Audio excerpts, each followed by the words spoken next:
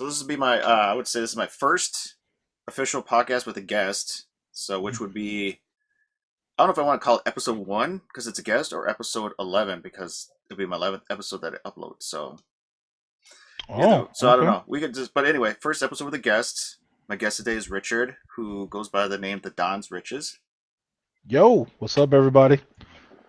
and today's topic, or I don't know, I guess subject we would like to talk to. I know you and I talk video games all the time, but how did you get into it? What was your moment, if you remember? Was it a game, console, friend, family member that kind of got you into it? Now, if I dig deep into it, so we played games on and off before when we were little. So like Sega, I remember like all the Aladdin, Lion King games and stuff like that. But now that I'm thinking about it, I think my intro to gaming was definitely, you remember like the Pizza Hut boxes? They used to come with the CDs. Oh, the PlayStation ones? Yes. Yeah. So I remember getting that CD, and that's how I fell in love with Final Fantasy VIII. Okay. Because on that demo disc, it was Final Fantasy VIII, NASCAR, Ape Escape, and there was one more game. I can't remember. But for sure, Ape Escape and Final Fantasy VIII was the ones I played the most. And after that demo, I'm pretty sure I played FF8 demo like freaking 4 or 5 times, and that's why I love it. I didn't even know about seven and all the hype behind that, but definitely FF8. And then from there, it's pretty much history. Like I just went from PlayStation, PS2, PS3, Xbox 360, PS4, PS5, and then I would say maybe 2 years ago I got really deep into PC gaming. Hmm. I'm still kind of new on like all the games, but I like it just because of all the indies and stuff that you play. But intro to gaming, like hardcore, would definitely be that CD. Now that I think about it, yeah, that because it was like playing games on and off was fine, but when I was growing up, it was always like go outside, do something Yep. active and stuff like that. I Right. was always in sports and stuff, but that one really solidified it for me just to be like, I kind of want a game. Forget football. Did you have high school friends a lot that were like you had your football friends and you had your friends that were probably like gamers too? Because I played sports in high school too. So like I had Yep.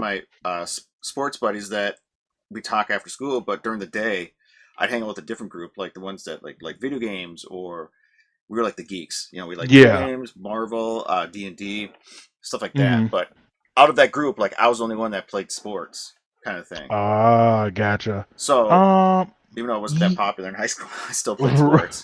for sure. No, I think mine is kind of similar too. I did have two friends that I did play football with, and they actually gamed, but not as much as I did. But yes, same experience. It was more or less like I had my group of friends for sports, Hmm. the jocks and stuff like that, and then you had your geeks, Yep. where we went to the, what was it, like the game club every Wednesday, and we played video games there until they kicked us out for playing Gears of Right. War. Yeah. But yeah, same idea. Yeah. No, the sport guys wouldn't give you the time of day during school, but after school, you're at the on the field. They're like your best friend, talking to you about Yeah. everything. I'm like, well, why don't you do Yep. this in school? Well, I Exactly. gotta, keep my, you know, character. That I gotta be popular. I can't be seen talking Mm-hmm. to you. But but Yeah. Yeah, because back in the day, nerd was the big thing. Is like that yeah. was like a insult. Yep. It was like you nerd is like, oh wow, man, that hurts so bad. Now today, if you get called a nerd, you're like, that's a compliment, man. Thank you. Yeah, I watch anime and I play games. Yeah, you're a nerd. I'm a nerd. Yay. Well, if But you're not a nerd, it's like, what the hell's wrong with you? yeah, you're out of this Like, now. you don't like Marvel, Star Wars, DC, like Where what? have you been? You've Yeah, been living under a rock? Yeah. Game of Thrones. What's that? Like, fine then. Don't talk to me, kind of Mm-hmm. thing. So, True. What about yourself? well, I mean, I pretty much aged myself. I did actually have original Nintendo, Okay. and I think I was introduced to that through friends. Because I think I got mine 89 or 90, I believe. I got the Nintendo because I believe the Super Nintendo was either coming out or had just come out Mm. when I got my Nintendo. Because I remember still having that. Yeah, when the Super Nintendo Genesis was out, then eventually. But yeah, I think it was friends who had the Nintendo. When my mom would go over to her friend's house, they had kids. They usually close to our age. Well, they had a Nintendo in their basement or something like that. So they Hmm. sent down there to play it, and that's when I kind of fell in love with it. And so my grandma gave me one for Christmas, and then after that, got the Super Nintendo. Then I got the Genesis. Those two are actually hand me downs. Oh, okay. So like one of my cousin was like, I don't play this anymore, take it. So I took it, and then one of my other friends who had a Genesis had just bought in the Saturn. It's like we don't Hmm. do this anymore, so he gave me the Genesis, and then playing that, and then the PlayStation came out, and that was the new cool thing. So I traded both the Super Nintendo and Genesis in, and uh, paid like additional like $30-$40 on top of it to get a used PlayStation Hmm. and everything, and I only had enough money left over for a demo disc. So Okay.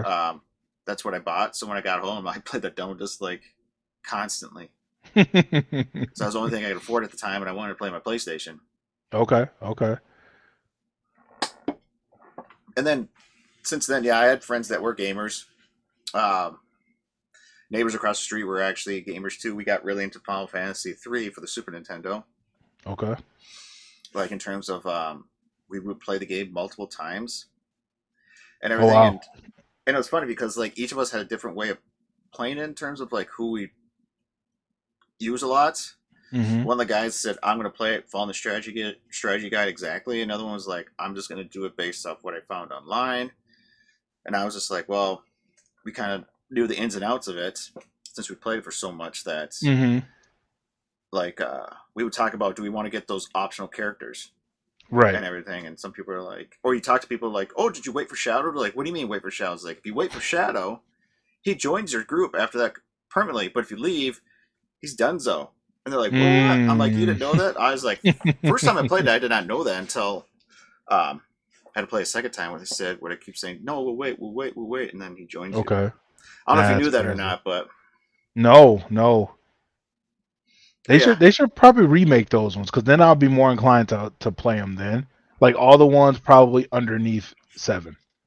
They should remake because I mean 7 is taken off so well now Mm-hmm. with the remake, and if they were smart, just like Capcom, how they're redoing all these Resident Evils and they're just rolling in the dough right now because of it. Mm-hmm. I think Square could pull it off. I mean, they have a really good engine. Um, I think they use and Unreal. I think so. Yeah, Yeah, I think they've been using. I know Final Fantasy Remake and Rebirth use Unreal, so I think they've been using that a lot. yeah. So yeah, I mean, using that, it probably cut out some of the cost too instead of like rebuilding the engine like Capcom always does. Because I think whenever they do something major with their games, they always do a new RE engine. Mm-hmm. Well, I know when they did Village, they updated that engine, and I'm pretty sure now with remaking, I think it's now confirmed that they are remaking Code Veronica, and I think it was Resident Evil Zero. That's what I heard, and I heard that the Yeah. source is pretty much like Yep. yes, which I'm glad because I really wanted Code Veronica to get a remake. Yep. I was telling you at work, I'm sad. I'm happy and I'm sad because I do want to play Code Veronica, and I also do want to play Zero. Mm-hmm. But the flip side to that is now we don't see Resident Evil Apocalypse, which for you guys that don't know, that's the Yeah. next entry for the series, continuing the story from it actually won't be Ethan anymore. It'll be somebody else because he's gone. But Chris's kind of story with Rose and stuff like Right. that. I think they said until 2026. That's yeah. I heard So that. Yeah. yeah, so my guess is with that being said, they're going to probably need an engine upgrade because they're trying something they've never done in the RE series, which was open world, which scares me a little bit because if this is supposed to be like their final hoorah, Mm-hmm. like I'm all for it for all the new stuff that they're going to do. Like I'm always for updates and stuff like that for Final or for Resident Evil, but I'm scared because this is huge. Like this is a huge turn. Like switching back from third person to first person, that wasn't a big change. But switching into an open world zombie game, I'm just like, ugh, I'm scared. Yeah, that would be very interesting to see how they pull it off because Yeah, as each game's got a little bit bigger, they not necessarily like opened it up, but you had more areas to explore. correct. Kind of like in Village, I felt like I felt like the game was short, but I had room to run around in sense of Correct. Yeah, because you're running into like homes, you're running yep, around a village, you're going to like castles. It's not as linear as like playing RE1 where you're literally just in the warehouse or you're yep, just in Raccoon City or something like that. This is like, you're in this building, you're in that building, you're leaving this area to a whole other area. So it's going to be scary because the first thing I think about, I don't know if you've played like Fallout, and I know a lot of other games do this, but you know how you can switch in between third and first person. Yep. It, I'm thinking that will be the smartest thing for them to do if it is true that this next one's supposed to be open world. Mm. Because I couldn't see them going straight to open world and just being like third person over the shoulder. Yeah.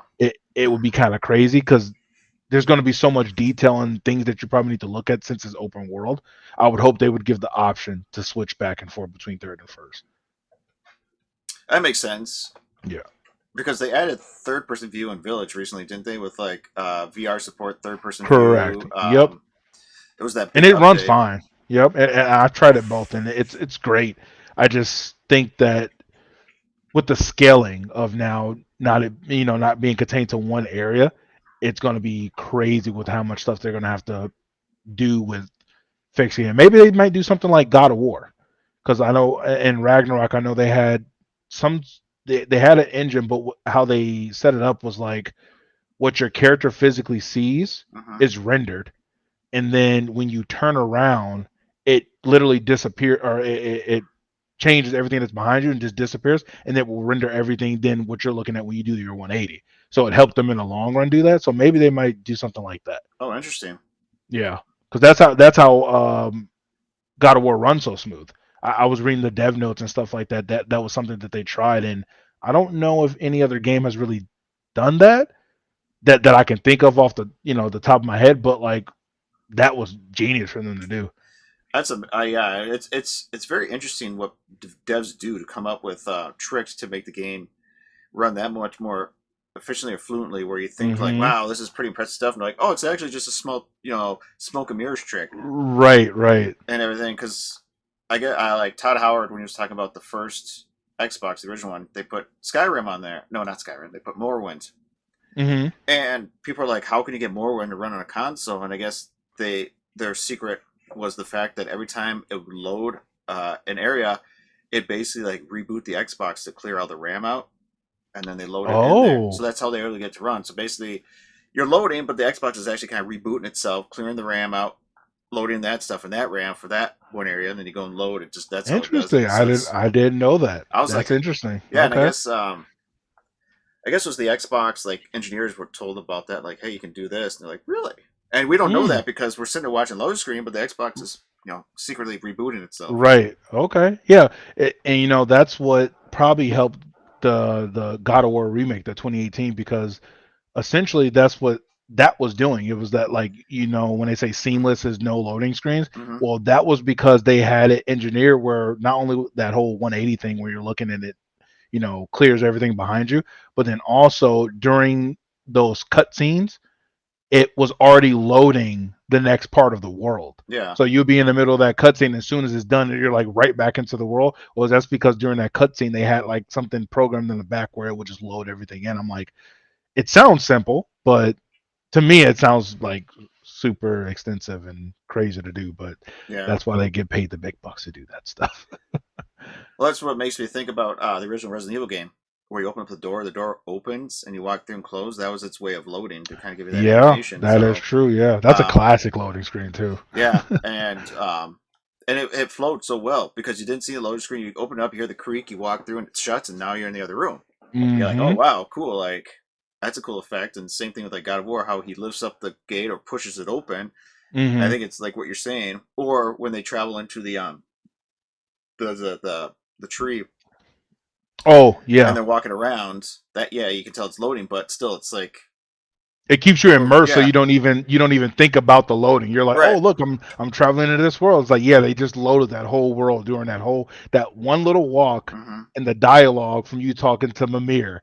It's mm-hmm, like, oh, he's telling you a story about something that you read in a book, and then all of a sudden you reach the other end of that tree trunk that you were on, and like, boom, the world is loaded now. So right, it's like it took 30 seconds of your time to listen to a cool story, and the world's loaded. yep, yep, So yeah, they're yeah. getting sneaky with their ways to keep everything relevant. Well, to technology today, it's everything now is supposed to be like faster and faster. Where they're like we eliminated loading times to the point where it's like you jump in a game, you're back up and running within like 30 seconds compared to like True. I'll be in about 5 minutes. I'm gonna go use the bathroom, make myself a drink, and as the game's like slowly just like Right. you know. That is true. Yep. Yep. No more quick runs because the game is loaded. Yeah, exactly. And it kind of makes me wonder, like, how many games in the past could take advantage of this new technology, which is probably why we're seeing a lot of more remasters, Yeah, remakes, um, stuff like that. That the technology is probably where the developer originally wanted it at. Now, like, I can tell the story truly of how I wanted it with today's technology and stuff like right. That that. is true. Yeah, yeah. The world is really open for gaming right now. I mean, I know it's getting harder to make these games because people's expectations for everything is really high now, even if it's like an indie game. Hmm. But like the stuff that they come up with is insane. Like the story, all I'm really in love with like the indie developers too because there's like bread and butter. It's just rinse and repeat. Like you make this little game, and if it hits, you take that and you make another game with that type of like infrastructure, and then you just add on more to it until you find Hmm. something that like people stick to. And I think that's why I love indie games the most because AAA you kind of know what you're getting, especially depending on what company you're looking into. Yeah. But indie games, you don't know what you're going to get. You might just find a random diamond in the rough, and all of a sudden you like it, and you're just playing it nonstop and can't wait for the creator to make another one. So Yeah, no, I've tried to find my good indie games that are enjoyable, and I know um, Xbox Game Pass has a lot of indie games on there to try out, and I know that PlayStation Plus, the membership, if you're on there, they have stuff too where you can look at it. And yep, but like the love for indie games, I know is kind of tends to be overshadowed when a AAA game is coming around the yeah, corner. Like I know that some places like PlayStation, Nintendo, and Xbox all have special like showcases for like here's our indie showcase for like upcoming indie games that you can play on these hmm systems. And I tend to watch some of them, and maybe one or two games out of the whole bunch might be like, yeah, it might be fun. Was it one of the indie games that came out? Was it like Sea of Stars or something? I hear it's a really good game. Oh yeah, I think we were talking about that before. Yeah, okay. Yeah, Sea of Stars is a good one. And then there's a few other ones that I need to check out. People said like Hollow Knight is a good game. Oh, dude, Hollow Knight. So that's one of the games. Unfortunately, like I played a little bit of it, and I don't know what was out at the time, but I switched over and started playing something new. But then I watched a friend of mine play through the whole thing. Amazing game. And now they have the second one. I don't know if it's out yet, but it should be coming out soon. Because the first one was called Hollow Knight, and then the second one is called Hollow Knight Silk Song. And you're Okay, yeah. supposed to be playing as the female Hollow Knight that you find, and she kind of gives you tips and stuff of how to do things in the world that you're in. And so now you're supposed to be playing as her in the second one. So yeah, that's another good game that you didn't think nothing of it, but it's super big, and now they're making sequels to it. So Because isn't it? It's a Metroidvania kind of game, yeah, side you could scrolling yeah, kind of thing. yep. Yeah, I'm a sucker for those side scrollers, man, because I find that side scrollers usually have some pretty unique artwork, Hmm. whether it be like comical or realistic or like grainy. Like for instance, like the Withering Rooms one that I'm playing right now, it's like that old school VHS style. Yep. Like the game, you kind of look like your character kind of looks like Alice in Wonderland, but like the effect of it looks like you're watching an old VHS tape, and it gets you really immersed. And I think that's how indie games get me suckered in. Like if you can get me immersed into an indie game, you got me. I'm Hmm. sold. Hmm. I yeah I mean I enjoy watching the trailer to the game to see like okay what's this probably see what it's about. But when it comes down to because cinematic trailers only do so much. It's like, hmm okay, this is what the characters look like. Here's what the world would look like, but it's a cinematic trailer. Unless they actually say like this is in-game engine, which Right. is not really happening much in indie games because they don't have the budget for it. But then when it comes to gameplay trailer, now the gameplay trailer could make or break if I want to try it or not, depending on how it's played and what it does. Because there are some games I'm Right. interested in, but then find out it's like it's a tactical card game. I'm like, oh, I don't like tactical card games.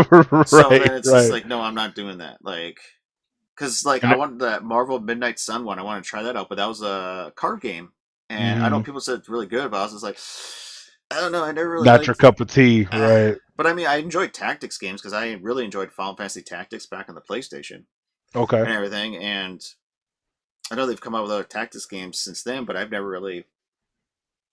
Well, no, I haven't played Gears Tactics yet. I did play Halo Wars, but that's more of a real time strategy like StarCraft and them. But Yeah. Yeah. RTS. Yep. No, yeah, no, I completely agree with you there. And especially now because again, this ties back into how much money they're dumping into making these games now. They spend a lot of money on production, like in advertisement, to get you to grab the game early on. Like, oh yeah, look at this gameplay, pre-order it, get some money, and hey, we even throw in like a little season pass or something extra if you buy it right now. So Mm-hmm. that's the things you want to watch out for because it suckers people in really quick, and then you're kind of like sad when you buy the game. You're like, I really didn't like this game. I spent so much money on it. Now it's like, Right, right. Yep, that is true. well, the fact that games are now averaging $70, it's like, good God, man! Like, Yep. Well, and did you see the price cut for what was it? I was just at the store and I seen it. Oh, Rise of the Ronin. That already got price cut. is that like $40 now or what? 50 or 40? Yeah, it's 40. Okay. It was a full price game when it first came out, and I think the only reason why they had to do that is because everyone got spoiled with Ghost of Tsushima, Oh, sure. and they thought that it was going to be something similar to that because of the again the trailers, the gameplay, but you didn't see actual like gameplay footage. Like if someone was to Mm-hmm. say, "Here, would you buy this game if we let you play an hour?" and I played it, I'm like, I would play it, but I wouldn't have paid $70 for that. Just Right. because I knew right now, if you're trying to play like a samurai game, Mm-hmm. the one to play is Ghost of Tsushima. Right. Like Yeah. they're standing on top with that. And when they did this, I'm still gonna get the game, but I knew I wasn't gonna pay $70 for it because you could tell for one, it's not as top tier for graphics. It's not a big make or break for me when their graphics are not that great, but they were coming off to make it seem like it was already 60 frames and all that stuff attached to it, but it really wasn't. It was actually, I think, somewhere locked a little bit lower than that, and people were catching wind of it. And people didn't really like the graphics. They said it kind of reminded them of like PS3, PS4 graphics. That's what I heard. And I I, heard. Yeah. yeah, and you wouldn't see that because they're pumping up the trailer and the gameplay of Yeah. what they're showing you. But then when you actually see it played, it's like, oh, they weren't lying. This is actually like a gen behind. Like it's not PS5 graphics. So I think that's what they took the hit on is trying to compete with Ghost of Tsushima. And then also if you think about it, Neo too. Mm-hmm. NIOH. That's another game that the graphics are not like super crazy, but it's a really good like Samurai Souls like game. That's what I heard. And Yeah. mm-hmm, it's a It's. I but have both of them from PlayStation Plus, so they're on yep, my digital catalog. I know there's mm-hmm, something I'd like to play, but I heard that they're like a Souls game and correct, everything. yeah, So I was like, oh, joy, you know. yeah, more raging. Mm-hmm. I got some raging coming up soon for Elden Ring.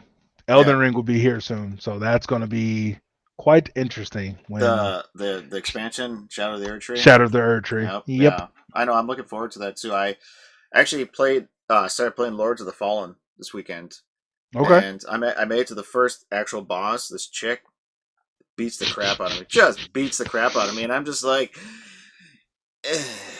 Like I tried like 4 or 5 times and just get whooped. I even called on the helper. hmm Didn't do a damn like he literally took about a fourth of her life away, and I'm like, you son of like. So that means I had to deal with the other 3/4 for him. By then, she's already pissed off. Maybe next time you have to send me an invite because I've been waiting for like all the updates to Hmm. come out. So now I know they're pretty squared away with all the updates and it actually runs good. So I need to get back into it because I bought it day one and I stopped playing the next day because of all the bugs and stuff like that. Because there was quite a bit. It yeah, because now they released 1.5, which is I guess a big update where they added a bunch of new stuff. And I know, Yep. like you said, they've been fixing a lot. So when I was playing it, it seemed fine for me. I had on performance. I had no issues. I would say I was kind of I wouldn't say disappointed, but the graphic quality because when they showed the trailer to it, it looked like just beautiful, like highly detailed, just environments and stuff like that. But when I put on hmm performance, it didn't look that detailed. So I don't know if it's just because Right. of its. I'm like, I don't think it's my TV because you No, it's know. not. I think that's just the quality that they put into that. Like that's the way it's supposed to look. But I think they made it look like that though, because obviously Mhm. their budget wasn't as big as like a Elden Ring or a Souls like game. But the one thing I will say is that the movement in that game is a little bit quicker than most Souls games. Mm-hmm. Like when you're fighting in the combat, there is more or less like the pacing of like a hack and slash game. That's where I see the differences, and maybe that's why the quality isn't that good. Because I wouldn't, unless they had the budget, I couldn't see them doing good graphics and then also seamless like combat at the Right. same time. So something once you get over, you're pretty good. Yeah. So I mean, I'll probably continue playing it because like I was like, yeah, it's interesting. The detail, especially the two worlds where you're kind of like almost like in the living world, then you can go into the underworld, change the Mm-hmm. environment, and then you can go jump back and forth. And I guess if you die, you instantly go to the underworld, and you can come back and stuff like that. So you Mm-hmm. kind of get a second chance and stuff like that. So um, it seems like it'd be a fun game. I know a lot of people who actually put the time and effort said it's a great game. Go through it just like Cyberpunk. Everybody's like, now that Cyberpunk's finished, like you got to try that An- game out because everybody says Another it's a game. great. Yeah, another game I gotta play because I had it and I didn't play it, but what was it like a year ago?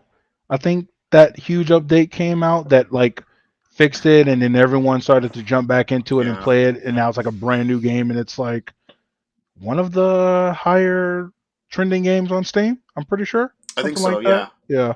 they like revamped like everything. And then the DLCs are supposed to be good and stuff. So Mm-hmm. yeah, that's one game I got in a pocket vault for uh playing something to stream because that game is amazing now. That what I've heard. So. Well, Alex at work, I don't know if you talked to him. He loves that game. Oh So really? he talks about Cyberpunk and Liberty City, how amazing it is, and everything, and like Okay. how the different choices you make can have a different effect and what you can do in that game. And he was just like, it's an amazing game. And Okay. he asked me, he's like, if I finally played it, I was like, man, it's on my to do list, but like every time I try to go around to it, something new comes along, and I'm just like, oh, I really wanted to play that. And so Mm-hmm. like I don't know, I guess that's first world problems right there, kind of thing. Like got all three consoles. It's like, oh, this game dropped for this system. I'll play that. Oh wait, this one dropped for this system. I'll play that kind of thing. And so, Yeah, it gets hard. It gets hard. mm-hmm. So you said you're playing the Withering Rooms right now. Yes, Withering Rooms. Like my trifecta right now is Withering Rooms, Dead by Daylight, and Baldur's Gate 3 right now. I'm still waiting for my copy of Baldur's Gate 3. I actually bought the physical one. Okay. It's the collector's edition. It's actually coming from the studio, and they keep emailing me saying like, "Hey, we're having production issues and stuff like that." So it should be start shipping out now soon. Okay. What was the collectors for that one? It's a so for the PS5, it's 3 discs. I believe you get a map, an art book, maybe a soundtrack, and like a box. Like it all puts it's like $100 collectors, and then the Xbox is everything the same, just on 4 discs. So I'm surprised considering that that game has a lot of D&D inspired stuff. They didn't put a set of dice in there. I'm surprised. maybe I don't know. I gotta look. Yeah, I gotta Yeah, look it up. you should look that up because I mean it literally is D&D, and I Let's see. D and or DBD their new character which drops tomorrow, so I'll probably be playing that. I don't stream tomorrow, so if you're watching this, don't worry about it, but you will see some new gameplay of the what is it, the Vecna Oh release yeah, date. yeah. Yeah, so that one. So I actually, because of their partnership, they actually made a set of DVD D&D dice. And the first day they had it, it sold out. And they said they were going to do it again Is for this? one more day. And I caught it just in time. So I got my order in for the dice set, and it should be coming in. I think they said in October, which would be perfect because it should be around the time they get ready to do their like Halloween event stuff. So Okay. I should have that. So here's what I found on it. So each collector's edition contains a digital copy of the game, a custom Mm-hmm. sticker sheet, a 25 centimeter Mind Flayer versus Dro battle diorama, a 160-page hardcover art book, a cloth map of Faerun, a set of D&D inspired origin character sheets, a metal tadpole keyring, a Magic the Gathering booster pack, a custom engraved metal D20 based on the dice from Boulder Gate 3 and certificate of authenticity, all within a Mind Flare inspired collector's box. Yeah, and I'm So pretty sure they don't have any more of those, do it's they? sold out. It's Yeah, sold out. So I was like, oh my god! If I would have known that, I would have did that too. well, the thing was like, it was $100, $80 for the set, and $20 to ship it because they're sending like insured shipping. Okay. So you get like a tracking number and all that jazz. But yeah, Yep. so Okay. And then when do you expect that? they sent me an email recently, and I think they said that they were hoping to have PlayStation 5 shipped out by the end of April. Now they Okay. said we're hoping that I'll ship them out at the end of May, and here we are in June, so hopefully soon. Gotcha. Okay.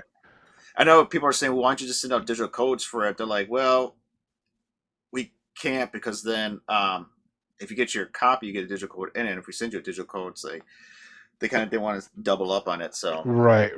they're Right. saying, Okay. sorry, you're just gonna have to wait, kind of thing. I'm honestly trying to find any reason to keep playing Baldur's Gate because I'm gonna be sad when I finally put that game away. I'm doing my platinum run for it now. I have, I think, 10 more trophies that I'm trying to go through right now to get the platinum for it. But I know, Nick at work, he finally bought it, so he started playing and he's loving it now because he's never played any D&D or any games like that. Mm. So when he jumped into this, he was like, I wasn't expecting this. And then I was like, well, see, that's the joys of D&D. That's why I got so enticed and immersed into the game because I'm like, this is nothing but D&D, but in a video game format, Mm-hmm. So I love that game. I have yet to do an evil run because a lot of the trophies tie into being good, unfortunately. So that's what he's starting to figure out now. He's going to have to do another playthrough because his run right now he's doing evil, and I need to do an evil run, but I'm saving it because we all know evil runs are always easy to play. It's always easy to play because you don't have any rules to follow. You just do whatever you want. When you're good, you have to, not steal or try not to get caught stealing. Be Mm-hmm. nice to people. Have a good attitude. When you're evil, you don't care. You just do whatever you want.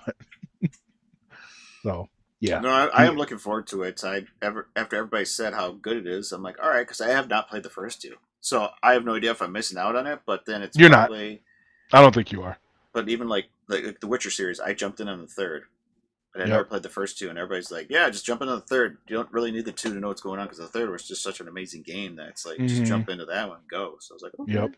Yep. I think the only thing that's different about 1 and 2, because I haven't played those ones yet either, but I did watch gameplays of them.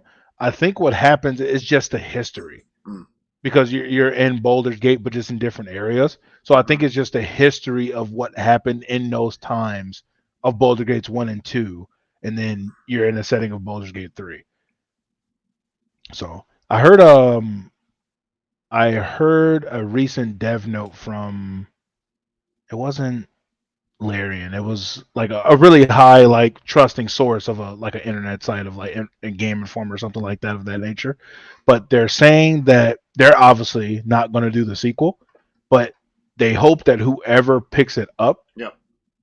makes a good sequel that's not just about grabbing money. And I said to myself, unfortunately, Larian, if it's not you, it's probably not going to be the same. I don't have such high hopes that if they make a sequel, that it's going to be for the community, to want to come back to Baldur's Gate and play it. It's going to be for a money grab because of how good Baldur's Gate 3 did itself. Yeah. Unfortunately, but Yeah. hopefully I'm wrong. Because they even mentioned like there's no DLCs in development either. They said they spent enough time. They said we put everything we wanted to in the game. Yep. That's it. So For whatever I couldn't I don't remember exactly what happened. Cole was explaining it to me and I forgot, but I know it has something to do with the Wizards of the Sword Coast and all these other things when they were managing stuff with Larian and stuff like that, and that's why they wound up cutting it off. So yeah, there's no DLC. Uh, I think the only thing they're really doing is patch notes, and their last big one will be crossplay, okay. so people can play off of consoles and PC. Yeah, no. I'm sure watch will probably be here by like my birthday in July. I'd be like, sweet. There you go. So I Yeah, mean, I'm waiting for the email to say, hey, we shipped it. Here's your tracking. I'm like, hell yeah, let's do this. So, yeah, but as you can see, I got plenty of games to kind of keep me busy for a while. yep. I have mine in. Most of my games are in one of my collector's editions. Actually, it was Black Ops 3, I want to say. The collector's edition for that one was the huge supply crate that you get in when you're playing multiplayer and you call in a supply drop, Yeah. like that crate. The crate was the collector's edition. Oh wow. And then inside that crate it gave you two metal coins, one of the Call of Duty logo, one of the drone. It gave you the game, the steel bookcase, some patches that you could put like on a jacket and stuff. Hmm. But the biggest one was the drone. It had a flying drone that you can use in it. It wasn't like metal or anything like that, but you could still fly it. So I have that, and what I did was I took that out and kept it on its drone stand. But Hmm. then I used that to pack all my games in there. So now all my games are in that crate box. They came out with Black Ops 3 came out, or was it? Yeah, I think it was 3 also. They came out with a Juggernog edition where for the zombie fans you can get the Juggernog refrigerator. It was a Mini fridge. mini fridge, yeah.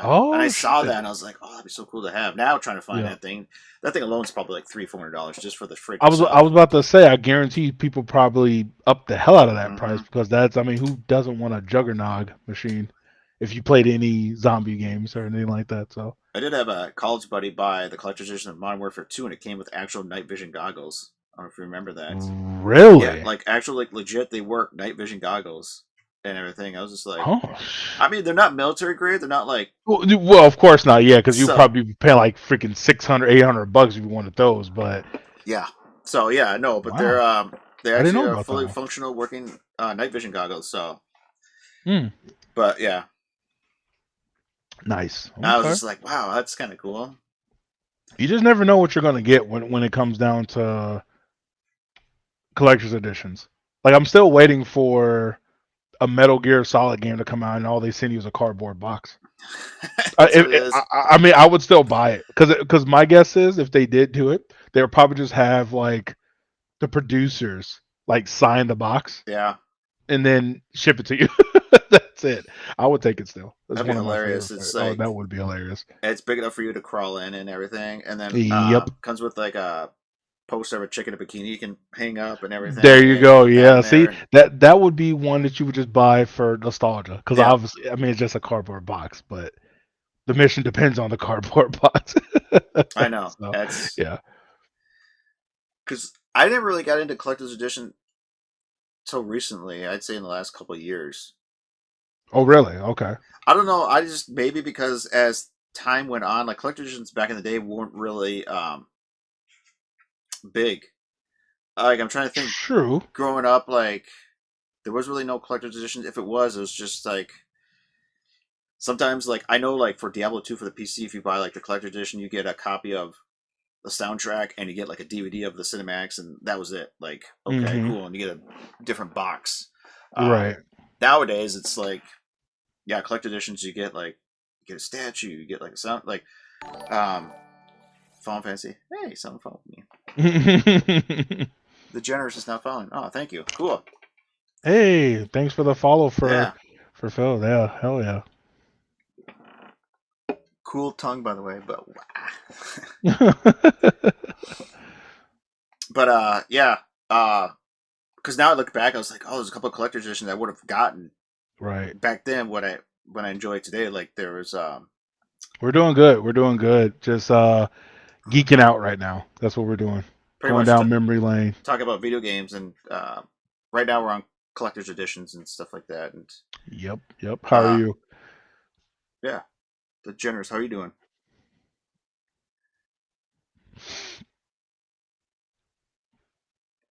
I didn't think you're rude at all. Oh I no, don't know if yeah, there's. no. We I didn't yeah, think we you're didn't rude at catch all. So it. welcome. Nice. Sweet. Are you a gamer too? And if so, do you like collector's editions? Right. Yeah. Follow up question. Follow up, yep. Yeah, because I think what was my intro to collector's editions? I want to say uh, it had to be the one I was talking about last time, which was Metal Gear Revengeance, I think. Which tongue are we talking about? Are you talking about my tongue or Richard's tongue? Or my tongue. Yeah, whose Yeah. tongue are you talking about? This now got freaky. I was like, I don't think I have a cool tongue. By the way, I mean, I don't know. I don't got a cool tongue. mine's not pierced or anything. So No. okay, See, now we're just completely nerded out because we have no idea where eh, this went, and now right. that's funny. That's too good. Oh, Richard's tongue. Oh, Oh, my tongue. oh. Oh, oh, now it got real freaky. Is this a secret admirer for you, Richard? That I have no idea. That's funny. That's crazy. so you don't know who you have But no yeah, idea who he is. You're just like, yeah, no, okay, yeah, just yeah, some Richard tongue. funny. The generous. I don't think so. Not that I can remember. If I'm blanking, I'm completely sorry. They're gonna butcher me later if I did forget. I apologize. As you're playing the Withering Rooms, they're just like bashing Yeah, you.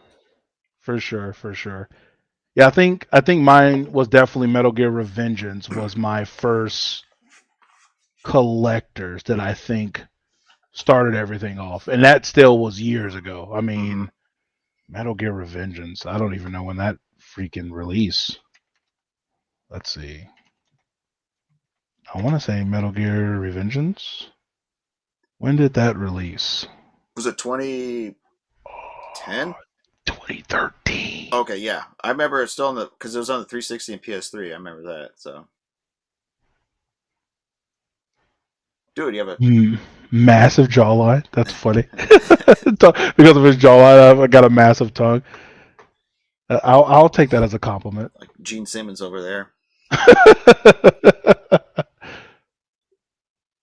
That's funny. You'll see a lot of that whenever I'm playing like Witherings and I'm dying in weird ass ways. I'm just like if you see the very first episode of me playing that, the way I die is ridiculous. It's part of the story, but since you don't know what's going to happen, Yeah, it's just weird. It's just like I was shocked if anything, but yeah, it was good. yeah. Let's watch your stream a little bit the other day. I think you were on the third episode because you already had the two Mm, nights with you, and so you're running around with the yes. two nights. Yep. So I saw Yep. that.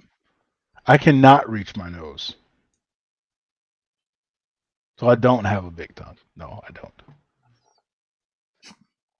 Probably goes out to like my mustache or something like Yeah, I know that's that. that's a skill for I people think to that do that. yeah, if you can reach your nose with your tongue, that's a talent. Because definitely not here. But yeah, I'm back trying to what you were think. saying. Oh, I'm just trying to think what collector's edition can remember buying. I mean, I did buy a few PC ones back in the day. Console wise, I because I bought a lot of games regularly up until maybe I would say maybe it was the limited edition PS4 when the Batman Arkham Knight edition came out. Was I would say might have been my first uh, Okay, intro into that.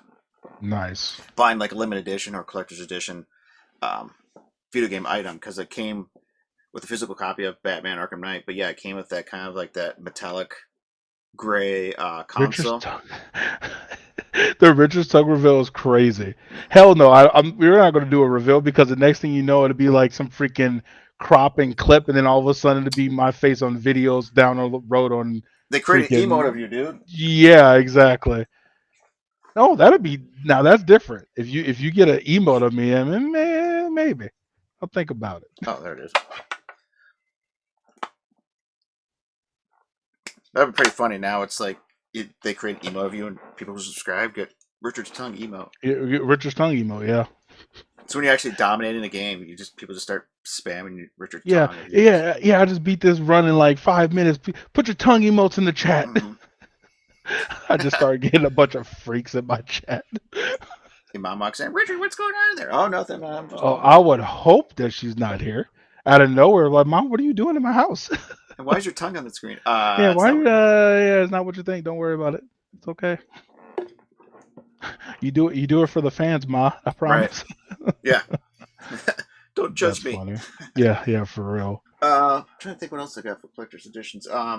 But yeah, after that, I kind of got into the mindset of like especially with Xbox 360 started coming out with different variations of their consoles. Mm-hmm. Being a Halo fan, I started trying to find them. I was able to find a Halo 3 um, Xbox 360, and to tell you the truth, that wasn't hard because the thing red ringed. So like people selling it for like 50, $60. Like here it is. Yep. Found that one. Unfortunately, I didn't get the cardboard box with it, but still I got that, and I got the controller. Um, but as for like PS systems, they really never really. I mean, I did get a God of War PS4 Pro one, Mm-hmm. but I think my most best looking console I own right now is probably the Xbox One X God of War, or not God of War, Gears of War 5. Have you seen this thing? It's a I white don't. console with a skull in it and looks like it's under ice. No, I didn't see that one. I think the last time we were on this, you showed me your I have the Halo one. I have the Master original. Chief Yeah, I one. have the original Yeah. Halo one. Yeah. Yep. Yep. I never see. I was really close to buying console collector's editions too, but then I felt like if I start going down that path, I would always want to buy the next one, whichever one came out. Like for instance, that Spider-Man one. Mm-hmm. I got really close to pulling the trigger for that Miles Morales and Spider-Man one because it was like a black red. Oh And yeah. I was like, dude, I would totally buy that, but I didn't. I got the collector's edition instead, just the collector's edition, which that statue is amazing. It's like Venom, and Mm-hmm. he's fighting off Miles and Peter Parker at the same time on the statue, and I'm like, that's a good statue. That one's sick. Did you know that this last comic, Twin Cities Comic Con, they actually had all the three voice actors? They had Spider-Man, Miles, and Venom at the Comic Con. No, Yeah, I the thought year. it was only Venom there. No, they actually had Spider-Man and Miles. So they Oh had all three of shoot, them. I missed out. Yeah, I actually I I went missed and I out. brought my PS5 copy of Spider-Man 2, Yeah. and I got it signed. And so like Spider-Man, the voice actor for Spider-Man's like, oh yeah, no, this is a great game. Like he was talking to me about, he's like, this was a lot of fun to make. I enjoyed it. Telling me a little bit about it as he signed it. Then they went over to Miles, and he was talking to me for a couple minutes because he's like, oh this, yeah. Then when I went over to Venom, Tony Todd, who's a Mm. actor and other stuff too, dude's tall. Like I mean, Is he really? I think he's like 6'6". That man is tall. Oh shit, I didn't know And that.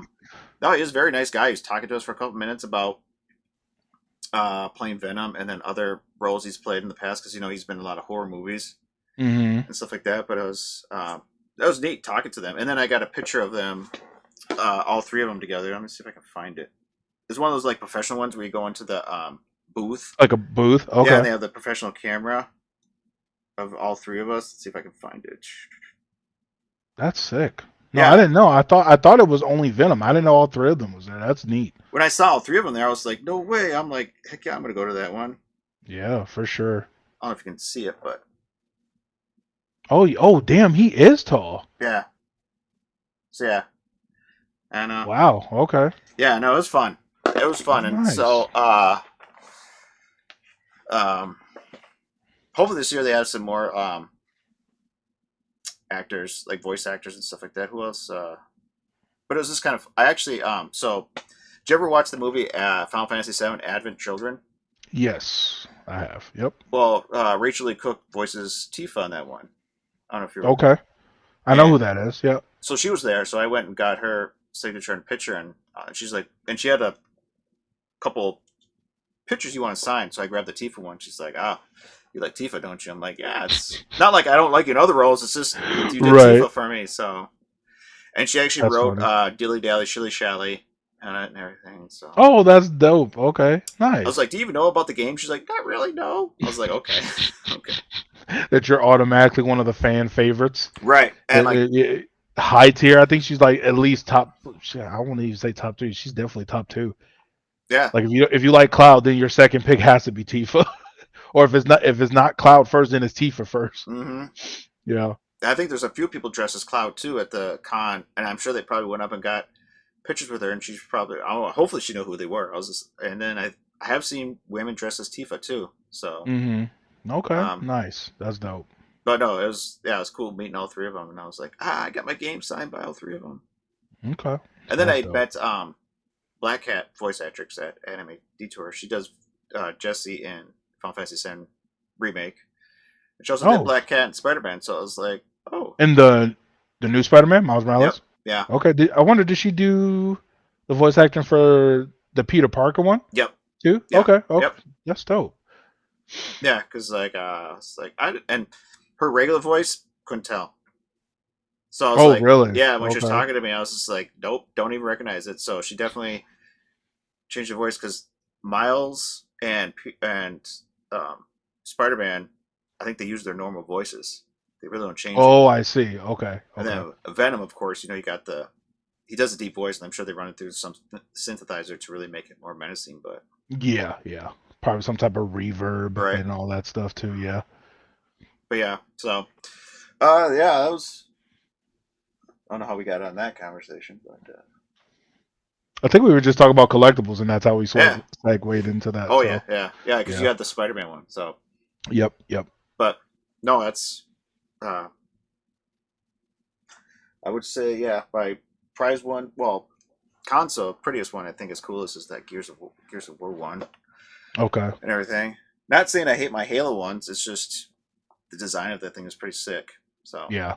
Yeah. I think the one I definitely liked the most was the one I showed you last time. That Halo was at 4 yes, collector's edition one. mm-hmm. Yeah, that one was nice. Just because obviously everything was always green because of not only Xbox, but that's the color of Master Chief and the Spartan Army and all that stuff. Mm-hmm.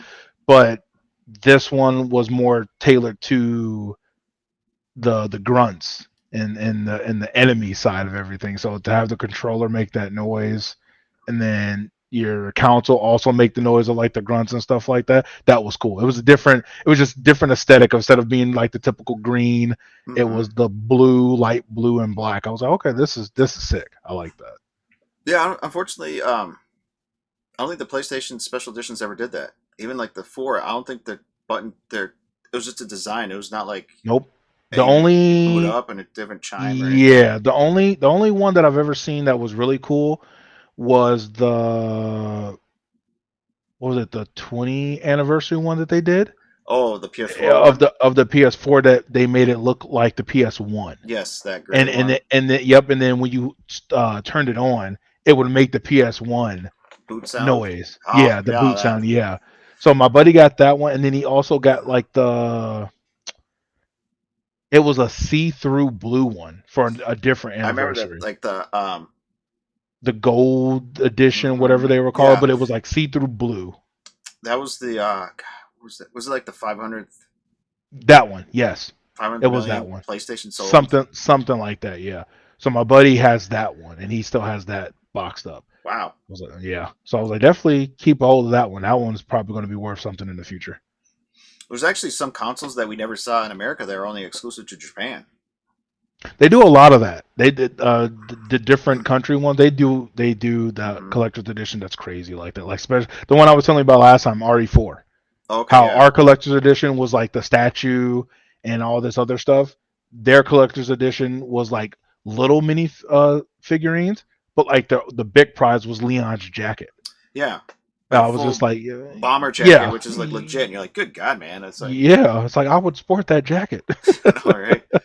Fly to Japan, you might be able to find it in some like thrift shop for like $20. No, no kidding. Yeah, that's true. That's true.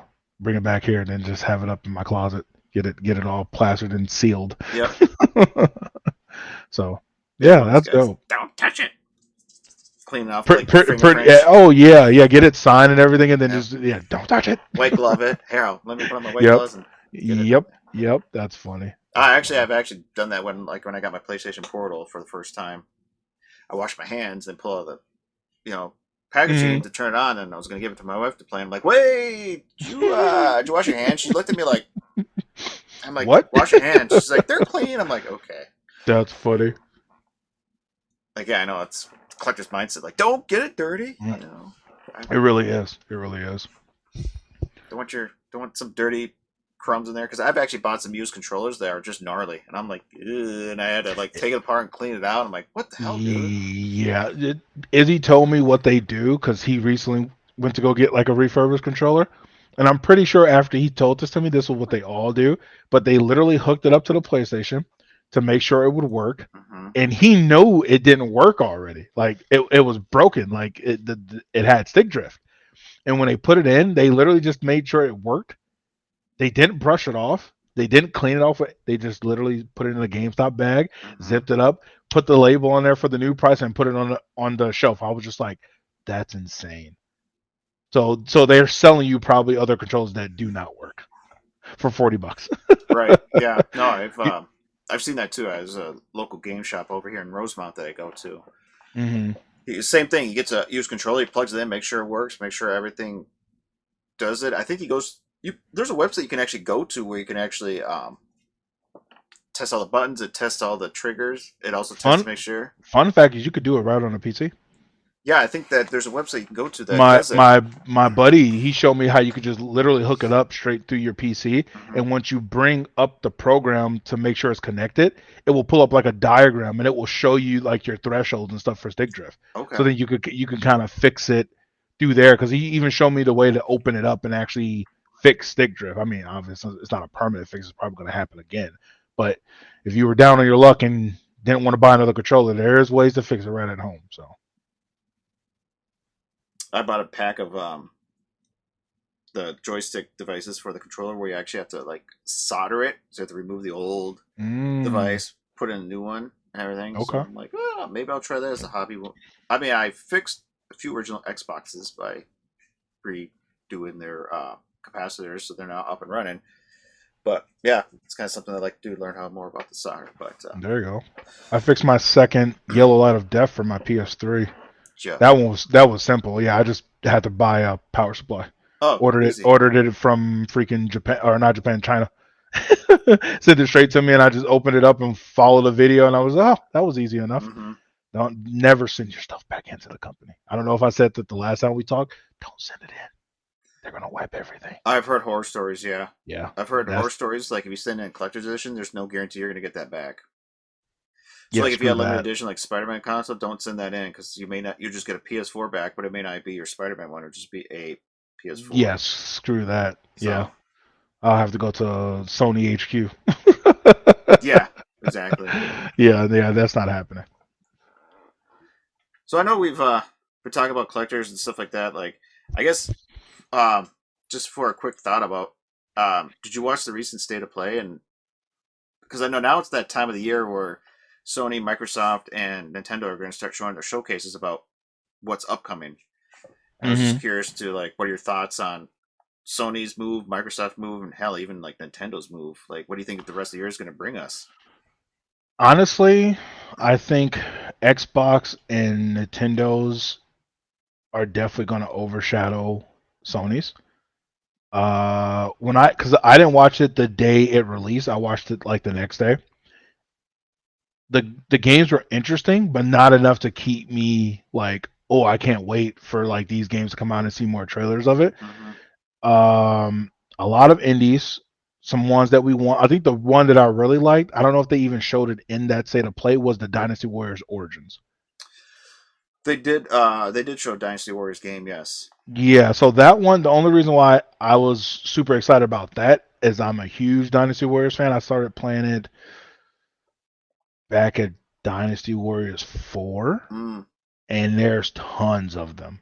There's Oh like yeah. Dynasty Warriors 1, 2, 3, 4, 5, 6, 7, 8, 9. But then you go all the way back and you do Dynasty Warriors 1 Tactics, Dynasty Warriors 1 Extreme Legends, and then all those through 1, 2, 3, 4, 5, 6, 7, 8, 9. And then they have spin-offs of them. So there's Mm-hmm. a crap ton of them. And I think this is the reboot that it needed. Something to kind of bring it back down to earth, because they were doing some wild things to the game. And I fell off after, I want to say, 7. 7 is the last one I was playing with a friend of mine to try to go for the platinum. And it's still kind of hard because they did so many changes that I was just like, why did you do this? Yeah. Like the game was just meant to be story driven. Like if you've ever read the Romance of the Three Kingdoms book, I have it's not known. yeah, it's a really good book about the Wu, Shu, and Wei, and like the Han Dynasty as a whole. But obviously, it's like super overhyped with all this fighting and stuff that you do. But the characters and like the portrayal of like what they do is, I guess, somewhat accurate. And it was good for what it was. But then they started doing like all these other changes and stuff like that. I'm like, oh god, dude, like what? Why would you do that? Just keep it what it was. Like I think that's what the fans really want, and they kept trying. Like I know they tried their hand at open world, and it was literally like looking at a desert.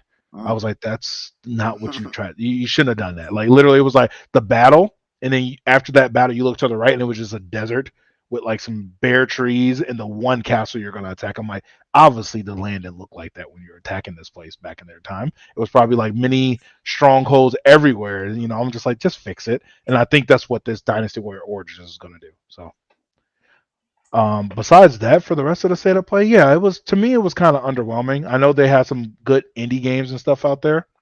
I know a lot of people were excited about what is it, Astro Boy? I think it was. Yeah, that one actually was probably one of the only games I'm actually looking forward to is Astrobot getting its Yeah, own so full fledged game. Yeah, so I know that one was the one everyone was excited for, but like everything else, I was kind of just like, I guess I'll see it later and see what comes in the next couple months. But Nintendo and Xbox, I think, are going to have some huge shifts for whatever they're going to show. I think Xbox, I don't want to say they need it, but for where they're going now, it would definitely be a nail in a coffin with them acquiring all these other companies that they did recently. Earlier, what was it, mid last year? They were acquiring all those companies, yeah. I think last like like quarter yeah three. when they finally acquired like Activision Blizzard and everything. Yeah, Yeah, and all that stuff. So I think they, with all that companies and indie developers that they bought in, I think that they got a lot of stuff to show probably. And Nintendo, I think they're never out of the running. That's the crazy part about Nintendo is that like they have all these party games and family oriented games and games that people that are like nostalgic to people, whether it be Kirby, Zelda, Mario, any of those games, people always want to come back to. Hell, Pokemon. I'm telling you now, I don't have a Nintendo, any of the new stuff, but I tell you now, if they do a legit open world Pokemon game, you probably won't see me. I'll probably only play that because I haven't caught up with any of the like the new Pokemon seasons or anything like that. right. But that's nostalgia right there, like going all the way back to my childhood, like when I used to watch like Yu-Gi-Oh, Hmm. Pokemon, and Monster Rancher and stuff like that. Like that game, if it was able to make an open world of, yeah, I would play it. Die Hard. My wife loves the Pokemon games too. She's played Let's Go Eevee and Arceus, and then I got her like Sword and Shield and everything. Okay, So okay, we haven't gotten any other ones, but no, when she plays it, she's like, yeah, she goes through the whole thing and then I see. kicks butt and everything. So, Yep. but yeah, no, I agree with you on a lot of the things. Like Sony this year is seems kind of dry for what they have to offer. Yeah. Their Uh, big year was definitely last year. hmm Last year was a big year for them, I feel like, and it's going to be hard to bring that back from what they had last year to this year. Me honestly, I don't think we see another like year like that until quarter 3 or 4 of next year, in my opinion, because there's just so many other companies that they're trying to get into. I know they're trying to drive home some story games because I know they got like that one for the casting of Frank Stone, which is partnered with the people that make the Until Dawn series, like that. right. Yeah, so that one's supposed to be really good because they're partnered with the people that make DVD. What's their name? I'm blanking. Behavior. Oh, That sure. make that game. So that's where that game's come from. So I think they're really trying to go with the story driven stuff because I think they've always had really good story driven games, and they're going to need some time to start, handing those ones out. Whether it be another uh, Capcom or Square Enix, Naughty Dog, Santa Monica game, or anything like that. So. Yeah, no, but yeah, I think last year because they had a lot of good drops, and then Mm-hmm. this year I know they made that announcement like no first party games are coming out the remainder of the year, or it's going to be next year. Even Yep. though Astrobot is a first party game, it's kind of a I don't know. I mean the game's fun. I played that one on the Mm-hmm. PS5. My wife liked it. We about platinumed it, so I'm excited for the next one. Looks like it's going to be a lot more. Okay. I do have the first one for the PS4 for the VR. think it's Astro Okay. World. Either way, but no, I also agree. I think Microsoft has a chance to really come. Shake things up. Yeah, they can really kind of kick in the door and be like flex their we're we're here. flex that muscle of Activision Blizzard now, because now it's like we have Bethesda, we have Activision Blizzard. hmm Like they could, I mean, they made that special announcement that Black Ops 6 is coming to Game Pass day one, Yep. and I've actually seen some discussion on Reddit where people are like, should I buy an Xbox and Game Pass so I can play it on day one, or should I, buy Game Pass and play it on PC kind of thing? And I think that's what Microsoft wants. So like, come on over to Game Pass, so you can pay $15 a month, and you can play Black Ops 6 right on Yep. the day.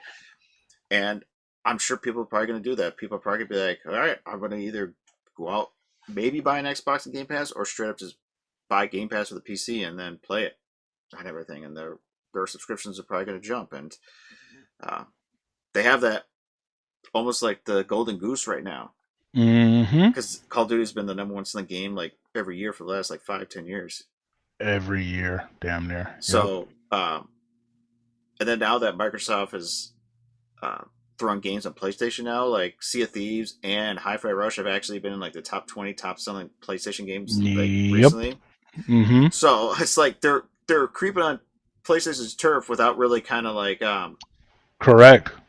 doing stuff. But Like like, I think at this point, like Xbox knows that PlayStation needs them for some of their sources now because they bought those companies. right, Because the one thing I've noticed, and they started it with Helldivers, and they're actually trying to do it for some other games now too, is if you are on PC and you want to play the games that are on PlayStation, they mm-hmm. want you to make an account. I heard that. Now, so they reverted back to one for Helldivers, but now I heard two new games that are coming out, and they're doing that. So they tried to sneak that in there, but I know it is. It's a money grab Yeah, because they're trying to entice you to be like, okay, I don't want to make an account, so should I just get a PlayStation?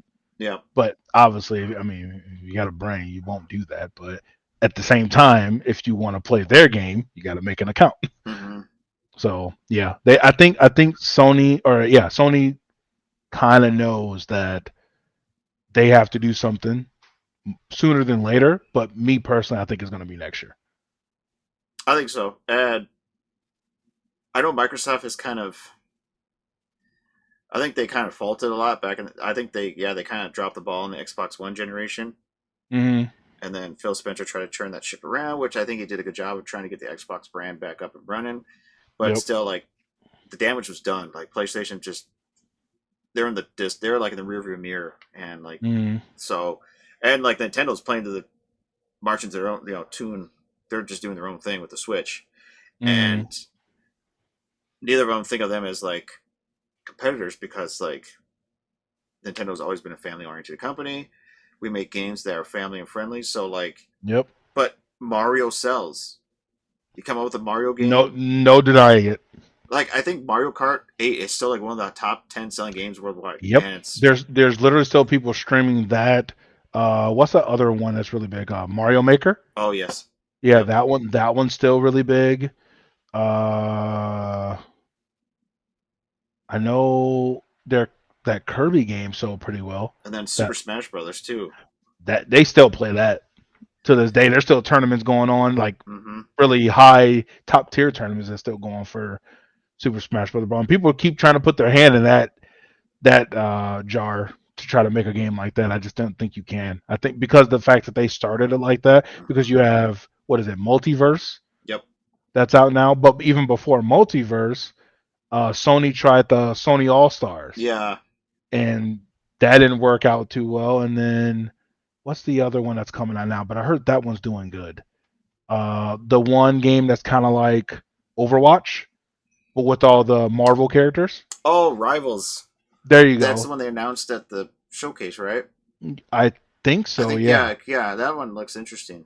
Yeah. So that one I heard good things about so far, but it's not out yet, so I don't want to, Mm-hmm. go on the fritz and try to go get the game when I don't know if it's actually going to be good. But I'm hearing good reports and stuff about it from either people who got to play test it or people that I've watched do beta testing on like YouTube and stuff like that. So Magneto looks cool. His abilities are really cool. Yeah, I'm hoping that they actually introduce other Marvel characters down the road, not just that select few, because it's like, I'm scared. I've seen a bunch of memes that people were saying that when if Spider-Man and Venom mm, comes to Marvel, they're going to be super OP. And I couldn't imagine like because I mean obviously there's other characters there that are quote unquote like probably stronger than them, but yep, that's not how that game works. It's like Overwatch, so everything is set into like roles. yeah, And I couldn't imagine he's. I feel like Spider Man will be like that annoying character, kind of like Tracer from Overwatch, where he just attack and retreat sure, back and forth, and yep. then Venom's just gonna. I feel like it's gonna be a freaking tank, That just because basically of what how he is. big he Yeah. is. Yeah, yeah. And then I'm pretty sure they'd be crazy not to do it. He's gonna have some sort of copy ability, I would think, because that's how the symbiote kind of works Hmm. in comic book status. Like that's how his ability works. That's why he's so strong. But who knows? It looks good for him in the future. So. That'd be definitely a game. That was one of the games that did kind of catch my attention. Like, I'd like to check that out. And there's another Hmm. game that came out. I can't remember exactly what it was, but it looked pretty fun. But yeah, it was Astrobot was the one that was like, okay, that one I'll definitely probably get because I know my wife would like it too. And then Yep. I enjoyed the first game that came out on the PS5. I was like, that's a lot of fun. And so Okay. we'll probably be playing that when it comes out and everything. And I know this coming Sunday is the ninth where Xbox is having their showcase. Okay. And there's actually going to be a 2 hour window. Oh So wow. not like some 30 minutes because they're doing probably Xbox and Bethesda and then Black Ops 6 is right after.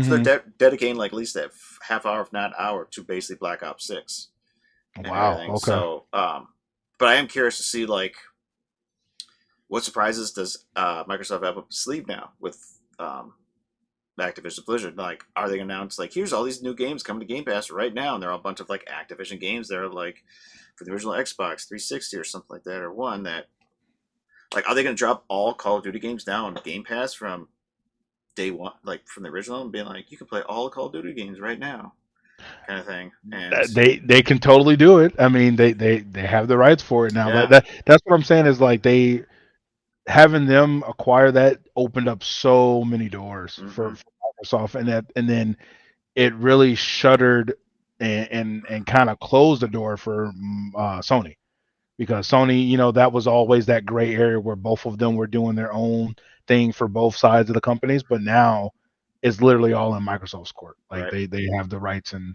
all that stuff. So yeah, Sony, I wouldn't necessarily say their backs are against the wall, but in order to maintain this upright that they got going on right now, they have to do something like they did last year.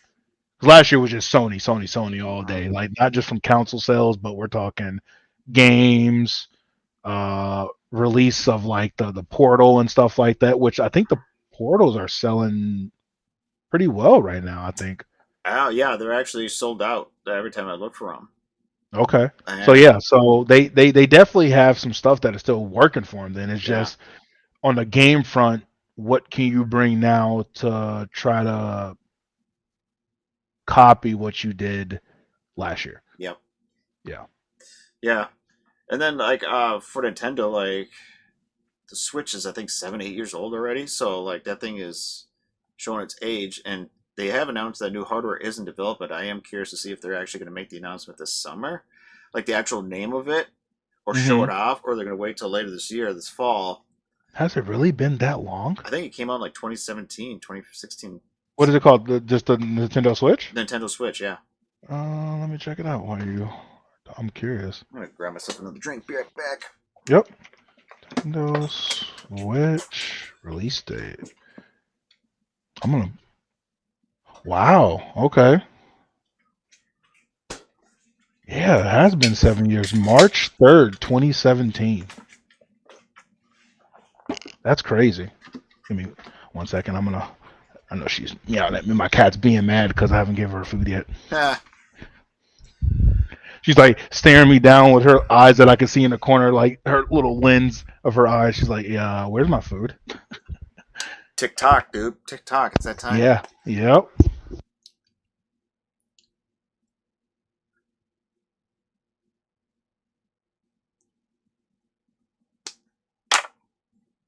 So yes, 2017. So yes, you were right. Okay. Yeah, so 7 years. 7 years. I didn't think it would have been that long. I thought they kind of followed the same trend as what was it called? The Microsoft and Sony, where they would do like every, because what is it for them? Every 3 to 5 years they come out with a new console. I think the yes, because 360 and PS3 wasn't that the longest life cycle, or was it the PS4 and Xbox One? I thought it was the PS3. I thought so too. I thought that was like 7 years before we got the new Xbox, PS4, and Xbox One, Yeah. and then we got the new ones by 2020. So I think it was about Mm-hmm. 7. Yeah, probably. It's been about 7 years since those ones dropped, and we got the current generation. So, Because I know what always throws me off is that they do their initial release, so like PS5, mhm. and then they wait usually like 3 years or something like that, and then they usually drop like a pro version of that, and then Yep. that usually drags out until their next Right. console. Yep. So, but That's damn, yeah. okay. I know it's kind of oh crap! This place is going to drop another Pro this year. I mean, they have. There's rumors out that the one's out, but they have not announced it. So I wonder if it's going to be this year. They can drop it to I do think that. if they was to do anything with a pro console or like a huge upgrade to their current hardware, I would, if me personally, I would start to get a little worried then because having them get a hardware update and then having the games that they have where it's like couch co-op and family oriented stuff like that, that could probably then steer people like us to then go over there and start going like, oh man, they have a new console that can handle like some of these new games. They're probably going to come out with even better games. Mm-hmm. Let's see what they're about. You know what I mean? Because I think they have that section of gaming so like locked in with the whole family and then party games and stuff like that. It's really hard to just keep them out of conversation. I know the big two are usually always Sony and Microsoft, but I always say out of nowhere, Nintendo is gonna hit some like the world with a curveball, and it's gonna be deadly because I feel like they just pocket a bunch of stuff right now, like games and Yeah. hardware development stuff, until like I won't say if their backs are against the wall, but I feel like they're using that for like, oh, just when you guys thought we were like out of the running for stuff, here, look at this, and then all of a sudden they're just like, whoa, Nintendo did this. That's what I feel like Nintendo's waiting for. It's Because right just now they're not out of the running, but they're just waiting. yeah. I think Nintendo's one of those companies that I've noticed that they actually don't pressure the developers like deadline, deadline, deadline. That's true. They've That's true. always a lot of the games that have ever been delayed. They've always came out and they've always just been wonderful. Like top 10 must play game kind of thing, and Mm-hmm. like good example is like both Breath of the Wild and Tears of the Kingdom. Both games were Both good delayed, games. Yep. and they came out and they just got rave reviews. People are like, these are the must play games. The systems like they kind of, in a sense, changed like how open world games should be played, kind of thing. Where it's That's like, do true. whatever you want, go do this, Yep. do that, and Yep. everything, and play. So like yeah, Nintendo kind of just like I know with the falter with the Wii U, they kind of had to get back in the game because that thing bombed. So they Mm-hmm. got the Twitch back out. But now that they got the Twitch out and that thing's selling like hotcakes, they're just like, and then like they have top games like Mario Kart, Mario Party, Mario Wonder, Mario, you know, uh, Maker. Yep. yeah, all those Mm-hmm. games, and then they have franchises that when they drop day one, they're going to sell and they're going to be great games. Mm-hmm. Like Nintendo has not put out a game that's a real like, oh god, that game's crap. Like, They're very meticulous about how they do things, mm-hmm, and I think that me personally, I think they finally learned their lesson of putting out stuff, and it's not the best quality of what they could bring to you because then and the trend ever since I can remember for gaming has been Nintendo drops something and then Xbox and Sony does it better. yep, And then you just forget about what Nintendo just did. mm-hmm, And since the Switch now, I think they finally kind of grasped that that's what they were doing. And now they're just riding this road to where it's like, okay, we're still selling well, we're still hitting all of our quotas and all this stuff. Let's just keep holding all of our cards close to our chest until like we just release all this and people realize that Nintendo has never been out of the picture. no, That's what yeah, I think is going to happen because I've never put them out of the running. I just know that they've always been number three in my opinion. as far as like that games go or where people go to play games. It's not Nintendo. It's usually Sony, Microsoft, and then PC. You Right. know, Yeah. If you talk about people who are pro gamers, they're always like PlayStation, or Xbox, or correct, PC. correct. Like Yeah. Nintendo's almost just kind of like, oh, it's a hobby. Like, yeah, I have a Nintendo Switch. I enjoy playing these games that aren't like Mm-hmm. intensely difficult or require a lot of attention, like and Right. time consuming. You can jump in, play some for like an hour or two, and just enjoy it Mm-hmm. and stuff like that. But yeah, Nintendo's kind of they don't mind being in third place and everything because they're like, We're okay. sitting fine. Yeah, we're good. Well, then it's like, okay, they just announced a new Mario game, and like both Sony and Microsoft are like, oh crap, a new Mario game's being announced, and then it drops, and it just blows everybody out of the water in terms of Yep. sales and reviews, and they're just like, shit. And then, because yeah, they, like after the GameCube, they gave away not going for power. They started going towards what they wanted to do, and that's when the Wii Correct. came out. They said we're going to make a console where you actually are the controller kind of thing, Mm-hmm. Mm-hmm. and so that's what they've done. They've actually not had this. Let's have the most powerful console out there that can do the highest graphics. Let's have something that we want to do, which is every controller they produce has always been just different. Yep. Like Yeah, Sony's had the that same controller that since day is. one. I was going to say that is true. Yeah, I think Sony has had their same controller since day one, and Mm-hmm. then Xbox had some slight changes to how bulky. Because I remember they used to be really bulky, but now Yeah, with their controller, it's pretty clean. But right. yeah, I think Nintendo's always had theirs. They've always Minus been now different. with the nunchucks and stuff now, Right. but Yeah. yeah. Like you got I got the 64 right there. Yep. Like that thing came out, Classic. everybody's like, "What the God's name? How do you hold that thing?" Like you got the joystick and the buttons and stuff like that. Then they came out with Hmm. the GameCube. Like, oh here, I got this guy. I don't know if you ever seen him, the Wavebird. Oh yeah, I use that controller to play Super Smash Bros. Brawl. Yeah, that's yeah. So Yeah. Yep. like that thing feels all funky. Like, how does this thing even operate? Yep. But yeah, no, Yep. Nintendo's like, how do we want our console to be different, and how do we make a controller work with that? And then, but at the same time, it's like Sony, and Microsoft, like, well, if it ain't broke, let's not fix it. But Nintendo's just kind of like, you Yeah. know what? Yeah. Yeet. Let's we're gonna start all over, and for some reason, it works. It Like does. Yeah. they and there are people that I know that bought the Wii that like I had an aunt and uncle bought the Wii, and they're not gamers, but they enjoy playing like Wii Sports. Yeah.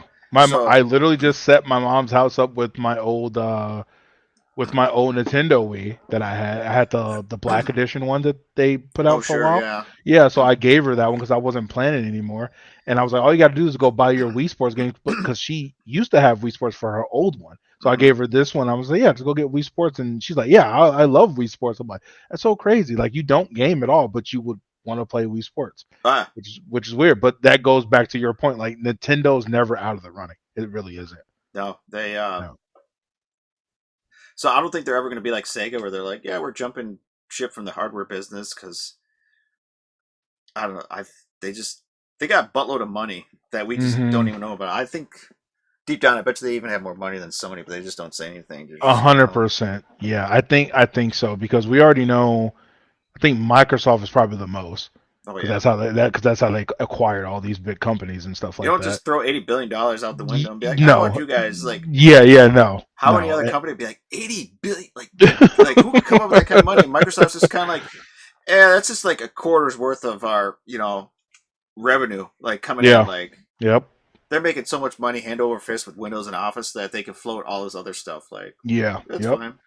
A question that I want to throw to you now, that since we're talking about the big three of the gaming world, have you start to notice that there's more like self-employed like computer companies making like their handhelds now, like the Steam Valve. Who else was doing it?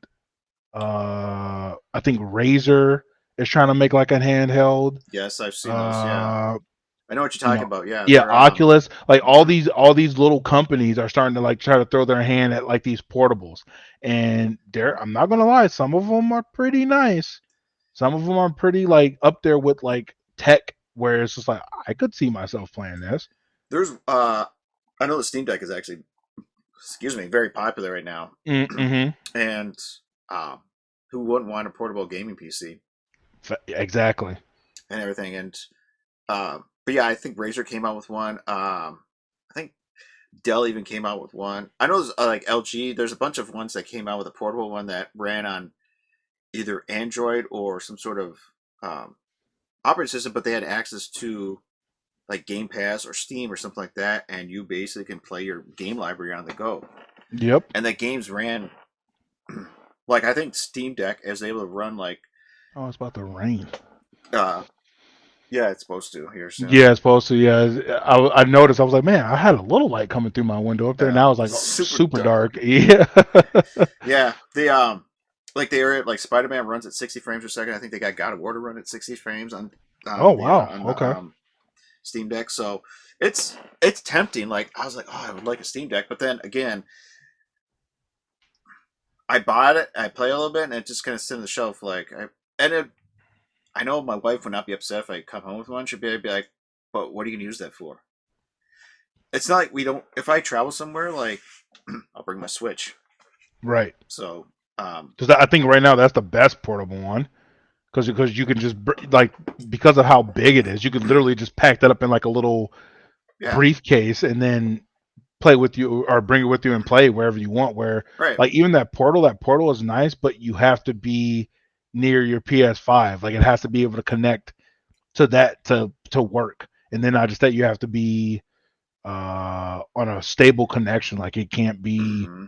something spotty where it won't connect all the time. So it's good for like if you have a partner or something like that and they want to watch TV, it's like, oh yeah, let them watch TV, and then I got my portal, I can go play over Yeah, there. You know, that's what. that's what it's good Yeah, for. that's what I joke with my wife, and she's like, "I want to watch TV, but I want you to be with me." And I'm like, "But I want to play my game." So it's like, I'll just have the portal next to me. She's watching her show. I'm sitting next to her. We're Hmm. like, "Oh yeah," and we're both happy. And there you go. That's what it's good for. Yeah. But like Nintendo, you can go with it anywhere, and Mm-hmm. that's what's nice about it. And I think they're going to double down on that on their next hardware, whatever it is. I just have a feeling that's what it's going to be. Like Oh you yeah. can literally take that thing on the go anywhere, and it will probably play. Well, since Nintendo's always cornered the market on handhelds anyway, with the Game Boys and stuff like that, Hmm. they outsold PlayStation. They've outsold Sega. I mean, Yep. Nintendo or not Nintendo, Microsoft never threw their hat in the ring because they knew they didn't have a hope and a prayer. I mean, So, they got PCs already, you know, mm-hmm. that so they kind of work hand in hand. So I think they never really are out of the running with that, just because Game Pass is always on a PC. You know, that's how a lot of my friends get their stuff anyway. Right, Is through their like, cloud. oh, Yeah. yeah, through the cloud. So it's just like they're fine. So I think that's why they don't have to really worry about a portal because they know they're solidified on PC. Where they're you couldn't do that with PlayStation Right. because their stuff is not on PC or Xbox. So you have to have a PlayStation if you want to play any of their stuff. But I had a PSP and I enjoyed it. I thought they had some great games on it, and then I got a Vita and wasn't disappointed. But it seems like the exclusive on it was just very limited because the PSP had a lot of exclusives that just Correct. made it so much better. And Because I like, had a Vita too, and I felt that way as well. I do agree with that. Yeah, because it's just like I remember when I had, I was like, "Yo, this is cool." It reminded me of those old cell phones. What were they called? Sidekicks. oh, the Because Nokia's. yeah, no, not the Nokia's, the T-Mobile Sidekick. Okay. It was like picture your phone, but instead of you know how everyone's phone is like straight up like this, Right. the phone's orientation was pretty much like this, Okay. but then you would have a button and it will flip the screen up, and Oh. it was meant for people who love to text. Uh, So it's like you would just text all the time, you know, dual finger, and it was it was great. I thought it was really cool. It brought me a little nostalgia because it reminded me of the the T-Mobile Sidekick, but at the same time it was smaller. mm-hmm. It wasn't as big as the PSP 1 and 2, and they did have really good games for it. But at the same time, it was just like I feel like it was missing something. I just don't know what it was, but it wasn't as good as the PSP 1 and 2. Mm-hmm. But the design of it was cool. I really loved the design for it.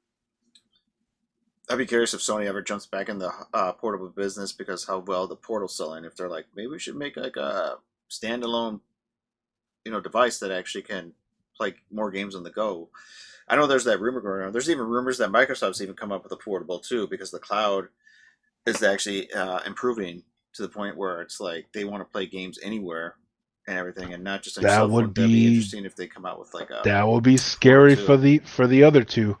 If they actually came out with a legit portal that would combat like what Nintendo already knows how to do, Hmm. that would be kind of scary. Then I would honestly be a little scared for the other two companies, because even though Sony has like all these good AAA companies and stuff like that, if you have more avenues to make money, you just won't beat out Microsoft, because that's what they're just trying to grab money, and they're doing it in all the right ways.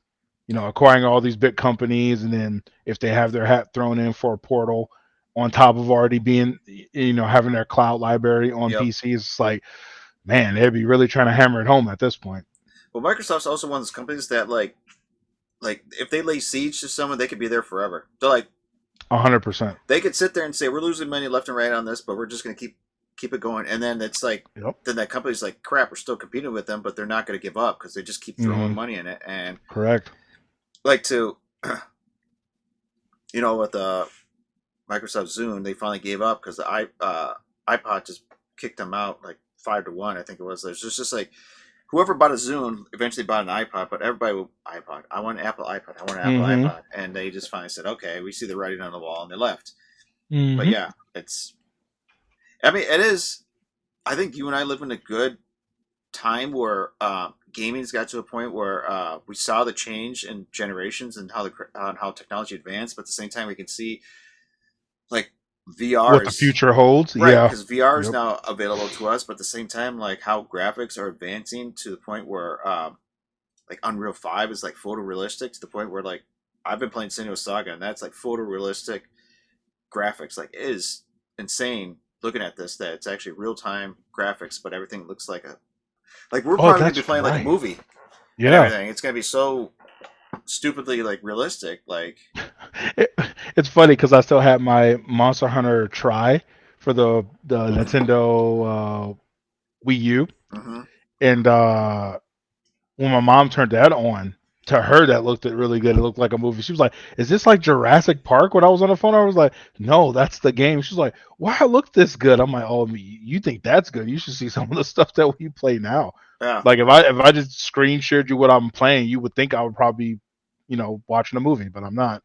But Well, even playing Final Fantasy VII Rebirth, those graphics are way better amazing. than Advent Children. Like I went back and Yes. watched Advent Children. It's like, oh, like Rebirth graphics look way better Yeah. and more Yeah. lifelike than Advent Children. And I thought Advent Children at the time was like, my God, that's like so Mm-hmm. realistic. But yeah, it's Mm-hmm. like yeah, you and I are in a spot where we grew up with the technology, but at the same time we're watching it evolve into what it is now. That's I have a feeling we're going to probably be like in Star Trek where we have that holodeck. Where it's like, just put this in here and play that. We'll be like Gamer, where you If sit in a room, you have like the vest on, Well, they're already getting there too. like They ready. already got like the haptic feedback vest for some of these places too, which is really weird for when you're playing like I know a really big one. I think even Joe Rogan was talking about it. He does it all the time with his son and his Mm-hmm. daughter. They go to like the huge building that has like a zombie outbreak, and you play as like the people that's trying to like curb the zombie outbreak, and it's like you got the haptic feedback Mm-hmm. vest on. You got your gun. They got you tied in and everything, so you won't like run out the room and get snatched back. And it, it's amazing. I never would have thought we got that far, but yeah, they're even coming out with like the I don't think it's real. They say it is, but it's an anime called Sword Art Online, Hmm. and they're the thing that they use is called like nerve gear. I think is what it's called. Where when you Okay. put it on, you like go into the world, like you play the character in the game, and they have that VR set that's supposed to like kill you if you die, because that's what the game or the anime is.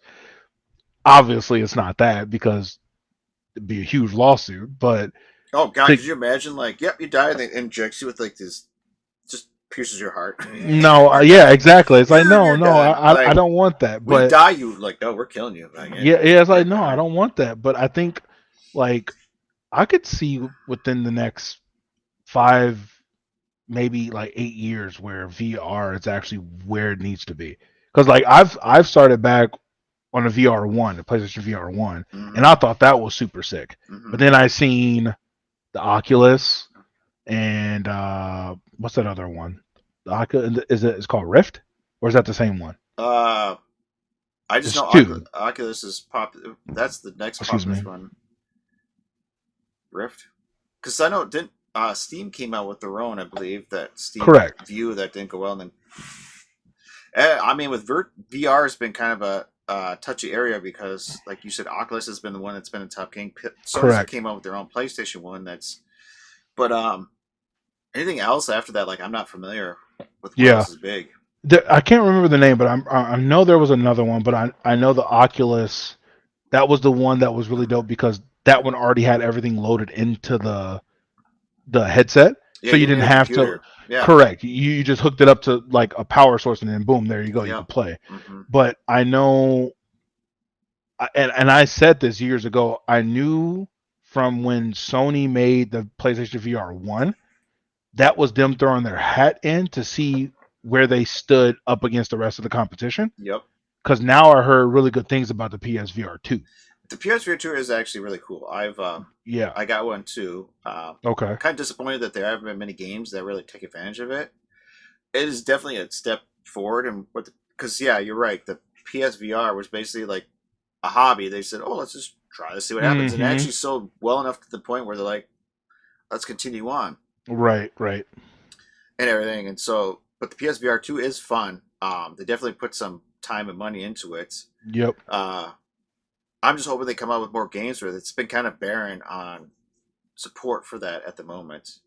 I think it's honestly because they haven't hit the right avenue of gaming. I really think, and again, this is something that I said when VR first started to become a thing. If you really want to take VR to the next level, make some horror games.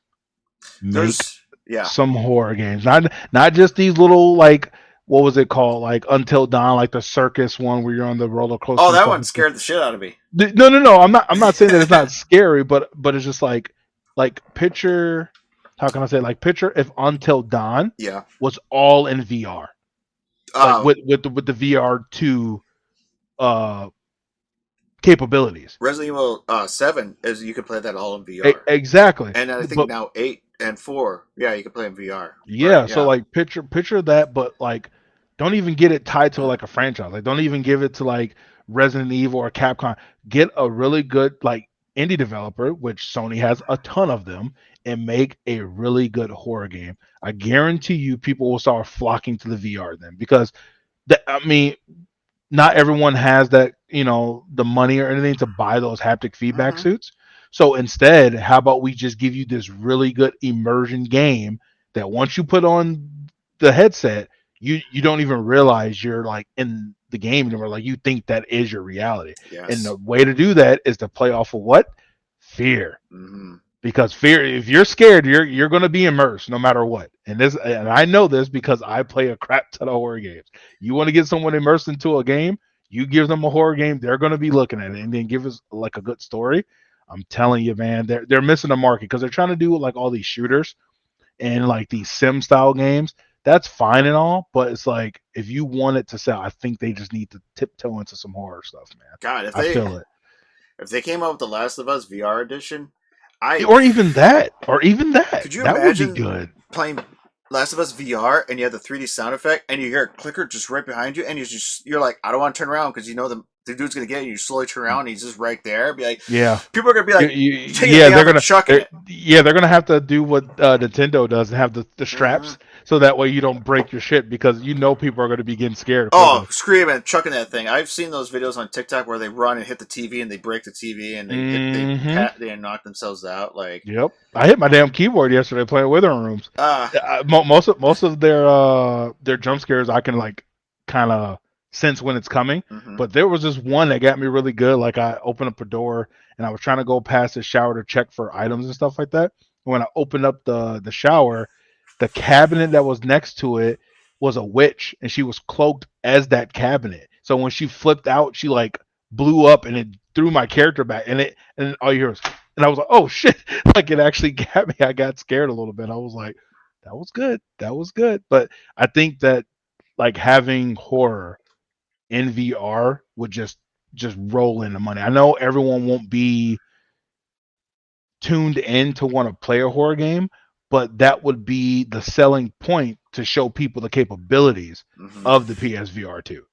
I try to play not Final Fantasy, Resident Evil 7 in VR, and I'm not gonna Mm-hmm. lie, I got to the point where the mannequins in the attic started moving. I'm like, because I would sit there and it'd be like, turn around, they would move, and I'd be like, nope, like, and then I played for a little bit more, and it was I think got to the point where the mom was looking for me, and I had to hide. I could Mm-hmm. hear her walking, calling my name, and I'm hiding, hiding, hiding, like I gotta move or something like that. And then she found me. I'm just like, fuck this, no, no. Like, dude, it's. I mean, and you're right. It's definitely a fun thing to do. Like, I would have Mm-hmm. my neighbor and friends come over and be like, all right, let's see who plays horror game and not scream like a little girl. And Yeah. some people would go through it just like you'd see them jump, but they'd be like, ah, that's nothing. Other people would be like, nope, and they would instantly like take it right off. Like, And you know what I just thought about when you said I would call over my friends and have them try VR? uh-huh. What if they made a game where it's a couch, like local play game for you and your friends, and how they play is you get one person that gets the headset, and you have this like complete like linear story, but the scares and the things that get to you are the stuff that your friends do on the couch. Like they set up the scares, Oh God. and your objective is to make it to the end and beat them, and you have to do it without like Oh, some sanity meter or something oh, like they that. would just Like mess with me. Like it'd be jump scare. Like you open up a door, there's a clown, killer clown right there. You walk through it like a seriously like no, they would definitely be like it would just be bombardment of just jump scares and if a game comes out there soon, I said it. The Don said it. But that would be a great idea. I'm telling you now. I'm looking at the camera when I say that. find a developer and be like, hey, I got this idea for I got this idea for you. a Yeah. jump scare game. Yeah. Yeah. They have something that Eating Prairie Mall, like you talked about, where it's haptic feedback chest and VR, and you have a gun. You can play like a zombies, I want to pirates, get a group of something. people and do that. I haven't tried one yet, but I really want to. We should let's talk to some people at work tomorrow. I bet you we can get 3 or 4 guys, maybe 5. I know for sure probably Izzy will. I Izzy will bet you probably be down for that. probably could get 2. We probably could get even Gliger. Oh yeah, because he just set up that whole freaking Gran racing Turismo thing. kit. Yeah, yeah. Like you said, maybe Nick, maybe Victor. Yeah. I Maybe think we even could probably Jay get too. about I think we could probably get like 5 to 8 people. Yeah, yeah. It's just I know cost may be a factor, but we'll see. We just split it with Yeah, with that many people. I mean, yeah, just everyone come together and we just split. yeah. Go after work one night. Just it's Yeah. Eden Prairie Mall right there. I think Even maybe you have to even make an even appointment, after but work, or even we could do it as like a weekend thing, like on a that's true. Saturday. Yeah, Yeah. happy hour. Oh man, could you? Oh, I'll be in my zone then. Get a couple of drinks in me, and then give me a gun and tell me that I have to take out zombies. I'm here. You're Give just me a like give me a katana or a baseball bat. I'm good to go. just like liquored up. You're all like, this is easy, just smooth killing. It's like Mm-hmm. where all the Yep. zombies goes, you're just over there, just taking them out one by one. I'm like, Yeah, where's Richard? You just see blood and hands flying everywhere. He's clearing the path to the right. right, right, yeah. I'm just gonna sit here like light a cigarette and just smoke Yep. while you let Yep. you clear path and just be like, all right, that's Mm-hmm. fine. Yeah. Yeah. But I think overall VR is in a better spot than it was, because I know when the first VR sets were coming out, you can tell they were underdeveloped. They weren't that great. Mm-hmm. A lot of people were just throwing their hats in. They were using the word virtual reality to try to bring people in to buy their software, their equipment to play the VR stuff. But I think now that they have a better grasp at it, I think they have a point to push. Like I think people can probably start getting some games that they like. I think so too. I like Beat Sabers. I know is a very fun game. Oh yeah, yep, That yep. especially in VR, if you can put your own They need songs in there. they need to do like a rocksmith again, but instead of just the guitar, they just need to have one called. Well, wasn't Rock Band a thing?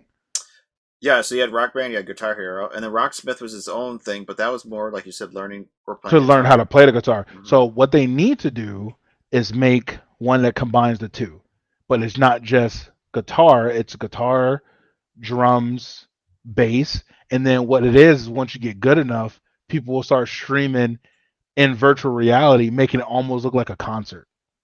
Could you imagine, like, all right, we're You waiting for see, a you see, drummer, I he's need just to stop lying giving in. you guys my ideas. Yeah, I need to stop because these are good ideas. some developers in the background, like, all right, Yeah, yeah. It's like I guys. don't know who this guy is, but we got some money to be making right now. Yeah. Oh man, Yeah. that would definitely be interesting. Where it's like Guitar Hero, but in VR, where you put on the visor and you're like, all right, I'm the drummer, and you got the drum set in front of Yeah, you. and then you just send You invites see to the your whole friends, and they thing. log in. It's like, yeah, okay, I'm your guitarist or I'm your Yeah, bass player. It's like, I'm oh a shit, singer, and okay, you're looking around, dude. That would definitely change. yeah, Because Guitar Hero is so much everything. fun. Like now, Yeah, add that would be a whole different level of playing that yeah. game. Well, that ties. This kind of ties into something I was going to bring to you about. Not really game related, but it could be. It's more of a technology thing, but AI. Mm, It's getting to the point now. Like I don't know. You know who Tyler Perry is, right? yes. Okay, so did you hear? It was an article, I think, at the beginning of this year. So he was trying to make this like huge movie production studio, like to further like new advancements in movie making and stuff like that. He stopped all production of it because of one thing he saw with this AI, and he said we can't compete with that.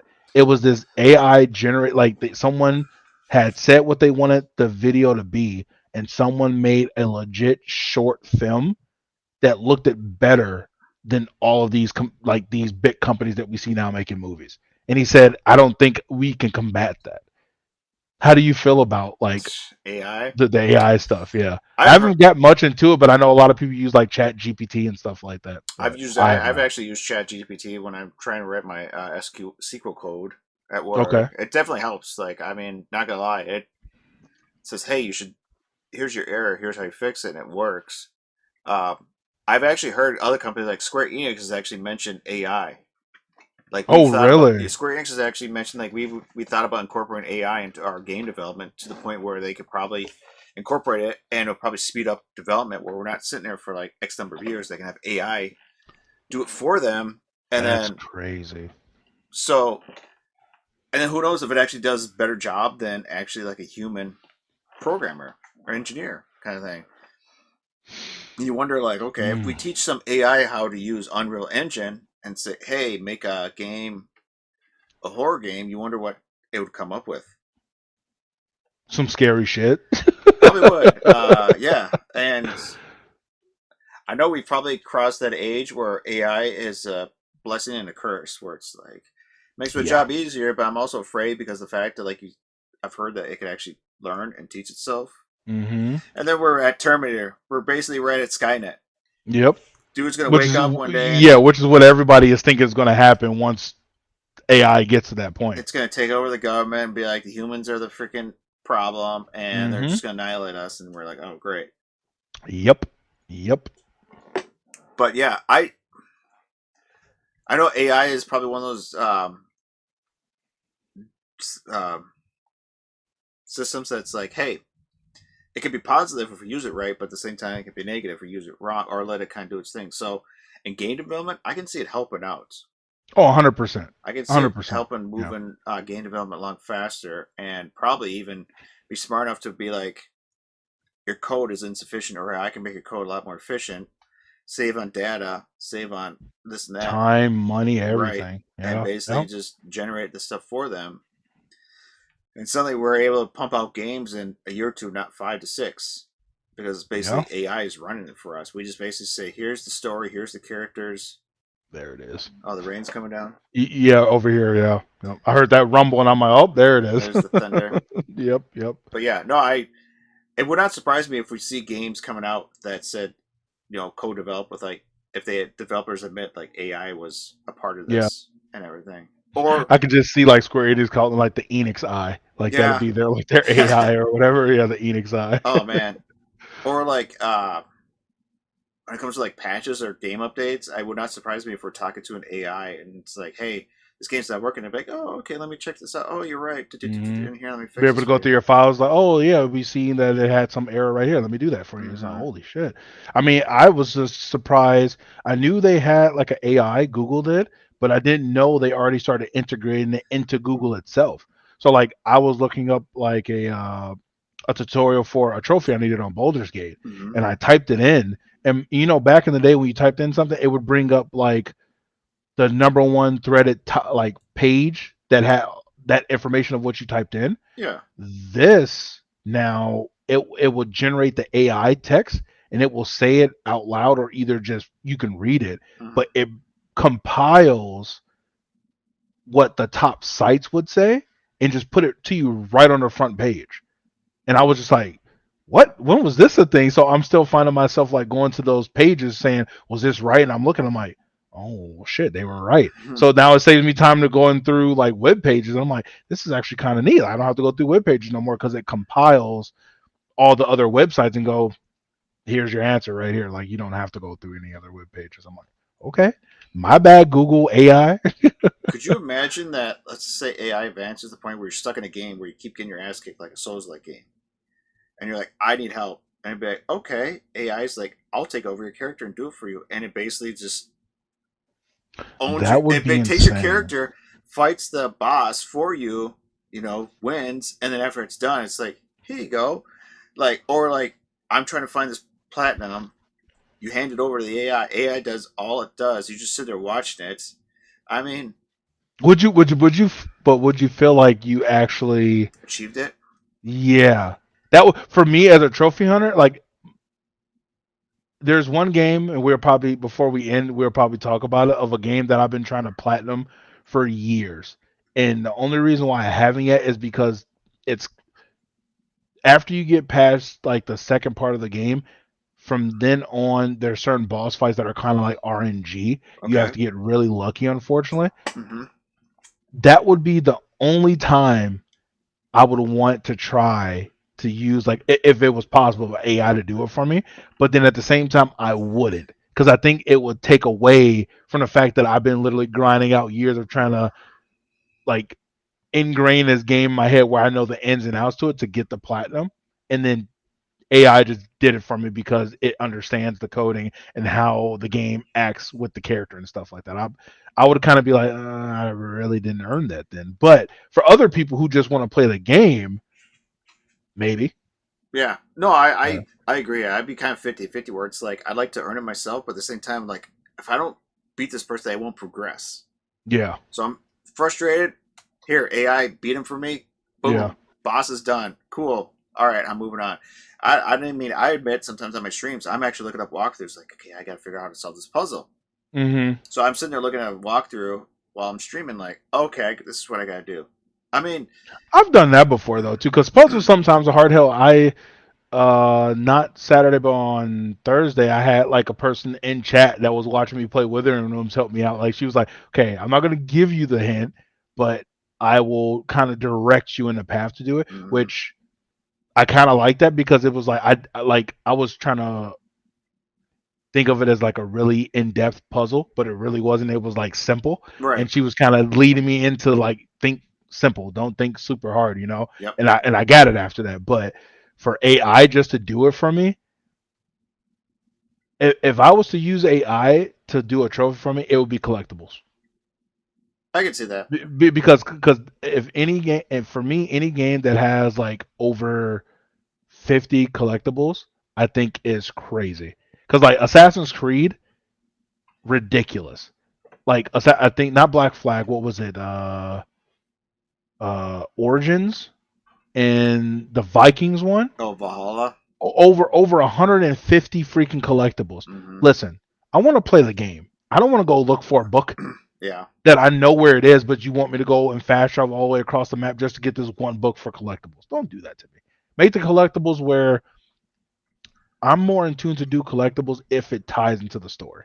Mm-hmm.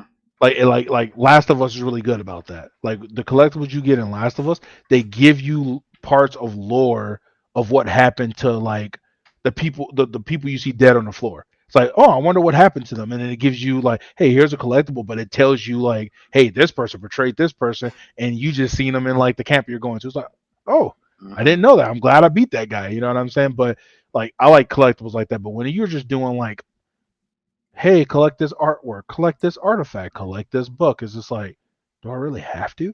Right. I would use AI for that. Yeah. No, that makes sense. It's just the Yeah. grinding part of it. You're like, yeah, I'll just let AI do all the grinding. Right. Right. Okay, well we've kind of we've been talking for 2 hours. Wow, time Oh, flies. Time flies when you're it having fun. does. So, Yeah. before we sign off, I guess we'll just like I know we talked earlier. What was like? Yeah, let's ask like what is your greatest achievement that you've gamed so far? Like, what are you proud of? I guess as an achievement. Mm, I think the one that I treasure the most would probably be because I can't think of offhand the other ones because I know there is some other hard ones that I've done, but I know one for sure was Metal Gear Revengeance, and the reason why that one was so hard is because have you played any of the Devil May Cry games? I have. I played the first one. Yes. So a lot of those games, in order to platinum, you have to be obviously like the score level and stuff like that, Mm-hmm. or like beat it fast, or don't get hit and stuff like that. Mm-hmm. That's what Metal Gear Revengeance was. It was you had to S rank every single mission, and in order specifically to get the S rank on Metal Gear Revengeance, you had to beat it in time, and you had to not get hit. If you got hit, I think it was like once or twice, you wouldn't get the S Mm. because you got a crap ton of points from not getting hit because you didn't use any health items. So you had to get good at parrying. You had to know the bosses. You had to know the maps. And I was really close to getting the platinum when I first initially got the game, but then that's when the yellow light of death happened, and I had to send my PlayStation in. And guess what happened? The cloud was not a thing, Yep. so it came back to me and it wiped my game out. Had to redo the game all over again. Jeez. So when I finally got that platinum, I was damn near almost in tears because I love platinum, especially if it's a game I really like. Yeah. But Metal Gear Revengeance will definitely be one of the top tier games because it's a low percentage. I think it's like 0. I want to say like 6% Hmm. of people got that platinum. I do have a couple other platinums that are like 0.2, Mm-hmm. 0.3, but that one in particular, because of the situation and what you have to do to get it, was like my most treasured platinum. I would say took me a long time. There's actually something I want to show you. So give me 1 second. Let me go find it because Hmm. it deals with that. Okay, he's got some stuff. Well, thanks. I can't see his end of if there's people watching, but whoever's here, I appreciate just stopping in and taking a look on the podcast. We'll have a bunch of other topics to talk about in future episodes, but this was kind of like an intro. We did one before, and we had some technical issues.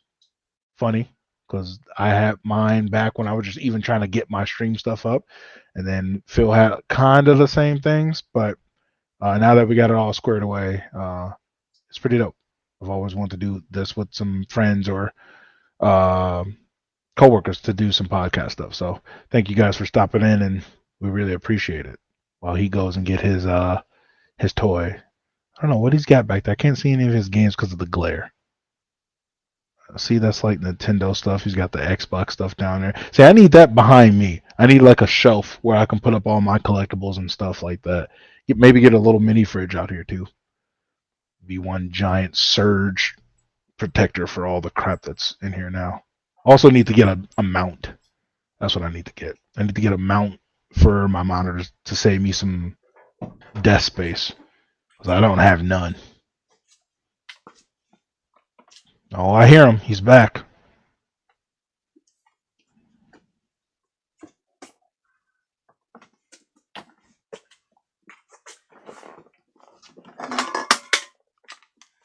Okay. Just dropped something. Okay. So platinum. I know platinum wasn't around back then, but Mm-hmm. to like achieve like 100%. This I don't know if you ever see this guy. It's like Gran Turismo. Oh, Yeah. that is Gran Turismo. For Okay. like number 3 for the Yep. so I this is when I bought my PlayStation 2 for the first time. Mm-hmm. Got the Gran Turismo 3 pack. I played the hell out of that game to the point where I actually like 100% it. So, Oh, which was wow. crazy because I had bought the game. I did not have enough money to buy a memory card, but I, you know, It was the only game I had at the time, so I played the hell out of the thing, and I was able to Hmm. like 100 got all the. So I would say that's the first game I kind of quote unquote platinumed in terms of achieving everything you could in that game. So, Okay. but until like that became a thing, it got harder and harder to the point of like with Gran Turismo, it's like unlock all licenses was kind of like that, and unlock all courses. That was kind of like completing it.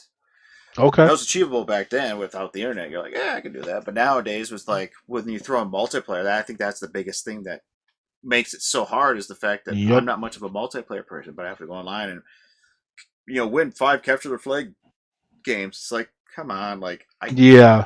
I feel like for games like that, it's funny you bring that up. I feel like for games like that, it should be almost like the boot camp of getting introduced to the game for the trophies. Mhm. Like oh, kill your first like 5 people, or capture your first 5 flags, or defuse the bomb your first 5 times. And then once that like that's it. But there's been some crazy ones that like my brother has done for like Battlefield Bad Company, where it's like kill 10,000 some odd people, or destroy this many walls and stuff like that. It's like those are just time consuming. Like Mhm. I don't want ones where I just gotta constantly grind the game to get the platinum.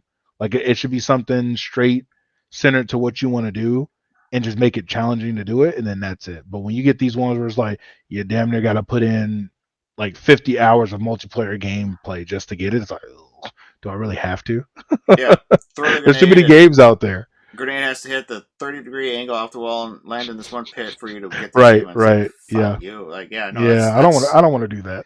that's what turns me off. Like, I get everything as then I move on. Like, I'm not. I try to be a completionist, but at the same time, eventually it just turns me off. I'm like, this is just too difficult, too time consuming. I'm like, Yeah. I just move on. Like, it's Yeah. sorry. I just nope. Maybe down the future, if I'm retired and old man, I may go back to it. But if it's For still me it's around, kind of like for me it's kind of like what you said. I feel like when I get a game, and if I get the platinum for the game, I have completed the game. You know what I mean? Like there is nothing physically left for me to do. oh Like yeah. I have the platinum. I there's no DLC out for it. It's done. Like there's nothing else for me to do. If I'm still playing it after that, it's because I really just enjoy the game. You know what Mm-hmm. I mean? And I feel like that's what's gonna happen for Baldur's Gate, because I'm gonna be done with that game. I'm gonna platinum it, and I'm waiting for the crossplay to come out, because I have friends that have it on PC, because we thought it was crossplay when it first came out, and it's not. Oh So okay. they have it on PC, and I have it on PlayStation, but it's just like I still want to play with those guys so they can feel their first time playing, and I kind of know what's already going to happen, and I'm not going to say anything. I'm just going to play my character. So Yeah. yeah, No, I'm sure. Like I know they with the PlayStation 5, they've added new like helping videos where you're like, that's neat. how do I Yes. get this achievement? They show you either they take gameplay from other people or they do have the option of like I think you can hand your controller out virtually to someone else. They can play that game for you and then Mm-hmm. hand it back. I think that's something they've even done with PS4, but still. Yep, they have. Yep. So I mean, those are. I mean, yeah. There's times where it's like, hey, you want to take care of this achievement for me? Go right ahead. I'll sit back and do it. Right. Agreed. But I Yep. think so. Like, yeah, Astrobot for the PlayStation 5 was probably the first one that um, recently I can remember I actually platinumed on it from beginning to end. I did platinum on Spider-Man 2, but that seemed It was easy. straightforward. It wasn't. Yeah, it was. There's a few challenges, but it wasn't like nuts. No, yeah, it was, and I enjoy those type of platinums every once in a while, where it's just like play the game. Yeah. Play the game, you'll get the platinum. Yep. Like that's all it was. And I like that, because one, it kept you in tune with the story, but then once you collected everything, it kind of opened everything up for you, like Mm-hmm. the soundtrack ones where you have to make the beats to get like your uncle's outfit. Oh yeah. And yeah, that one, or either the The last one I had was the fly from was it downtown Manhattan to like Queens in one swoop. that. Okay, I'm not gonna lie, I tried and I got a little over halfway, and I couldn't figure out this one part, and I used that PlayStation help thing.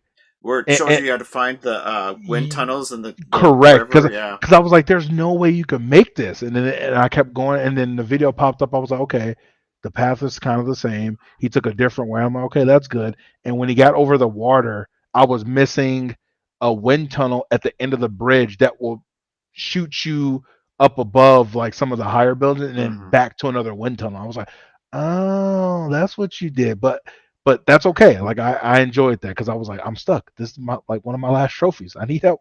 Those are challenges I can deal with, but yeah, Yeah. other Yeah. extreme ones like trying to Yep. platinum on Halo Infinite or Halo Master Chief Collection is just like play like 350 multiplayer maps. I'm like, god dang, like, so. Yeah, I agree. I agree.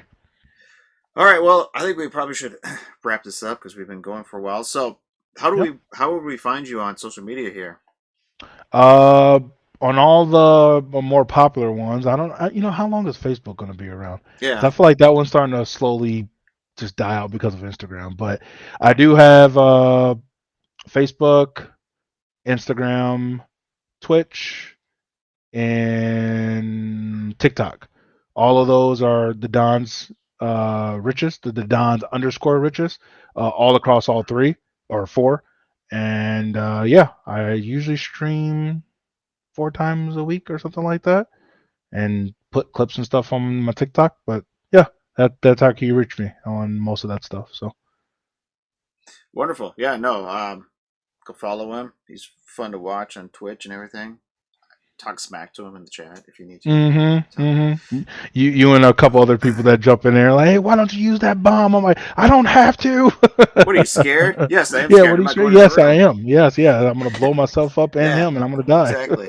Yeah. So, well, thanks again, Richard, for your time and Oh, jumping in for on this sure. and everything. So it was a good conversation. Definitely um, dive deep into some subjects, but Yeah. well, yeah, I can't wait for another.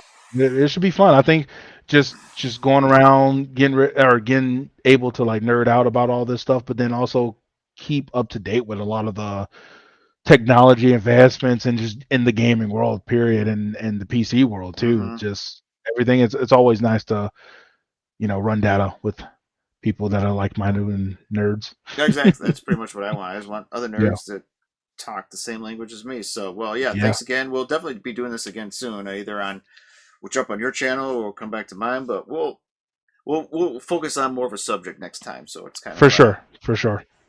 but anyway, Sounds good. well, thanks again, Richard. Yeah, for sure. Thanks everybody. You guys have a good night and thanks for stopping in, and we'll catch you on the next one, y'all. See ya. Peace out. Have a good night.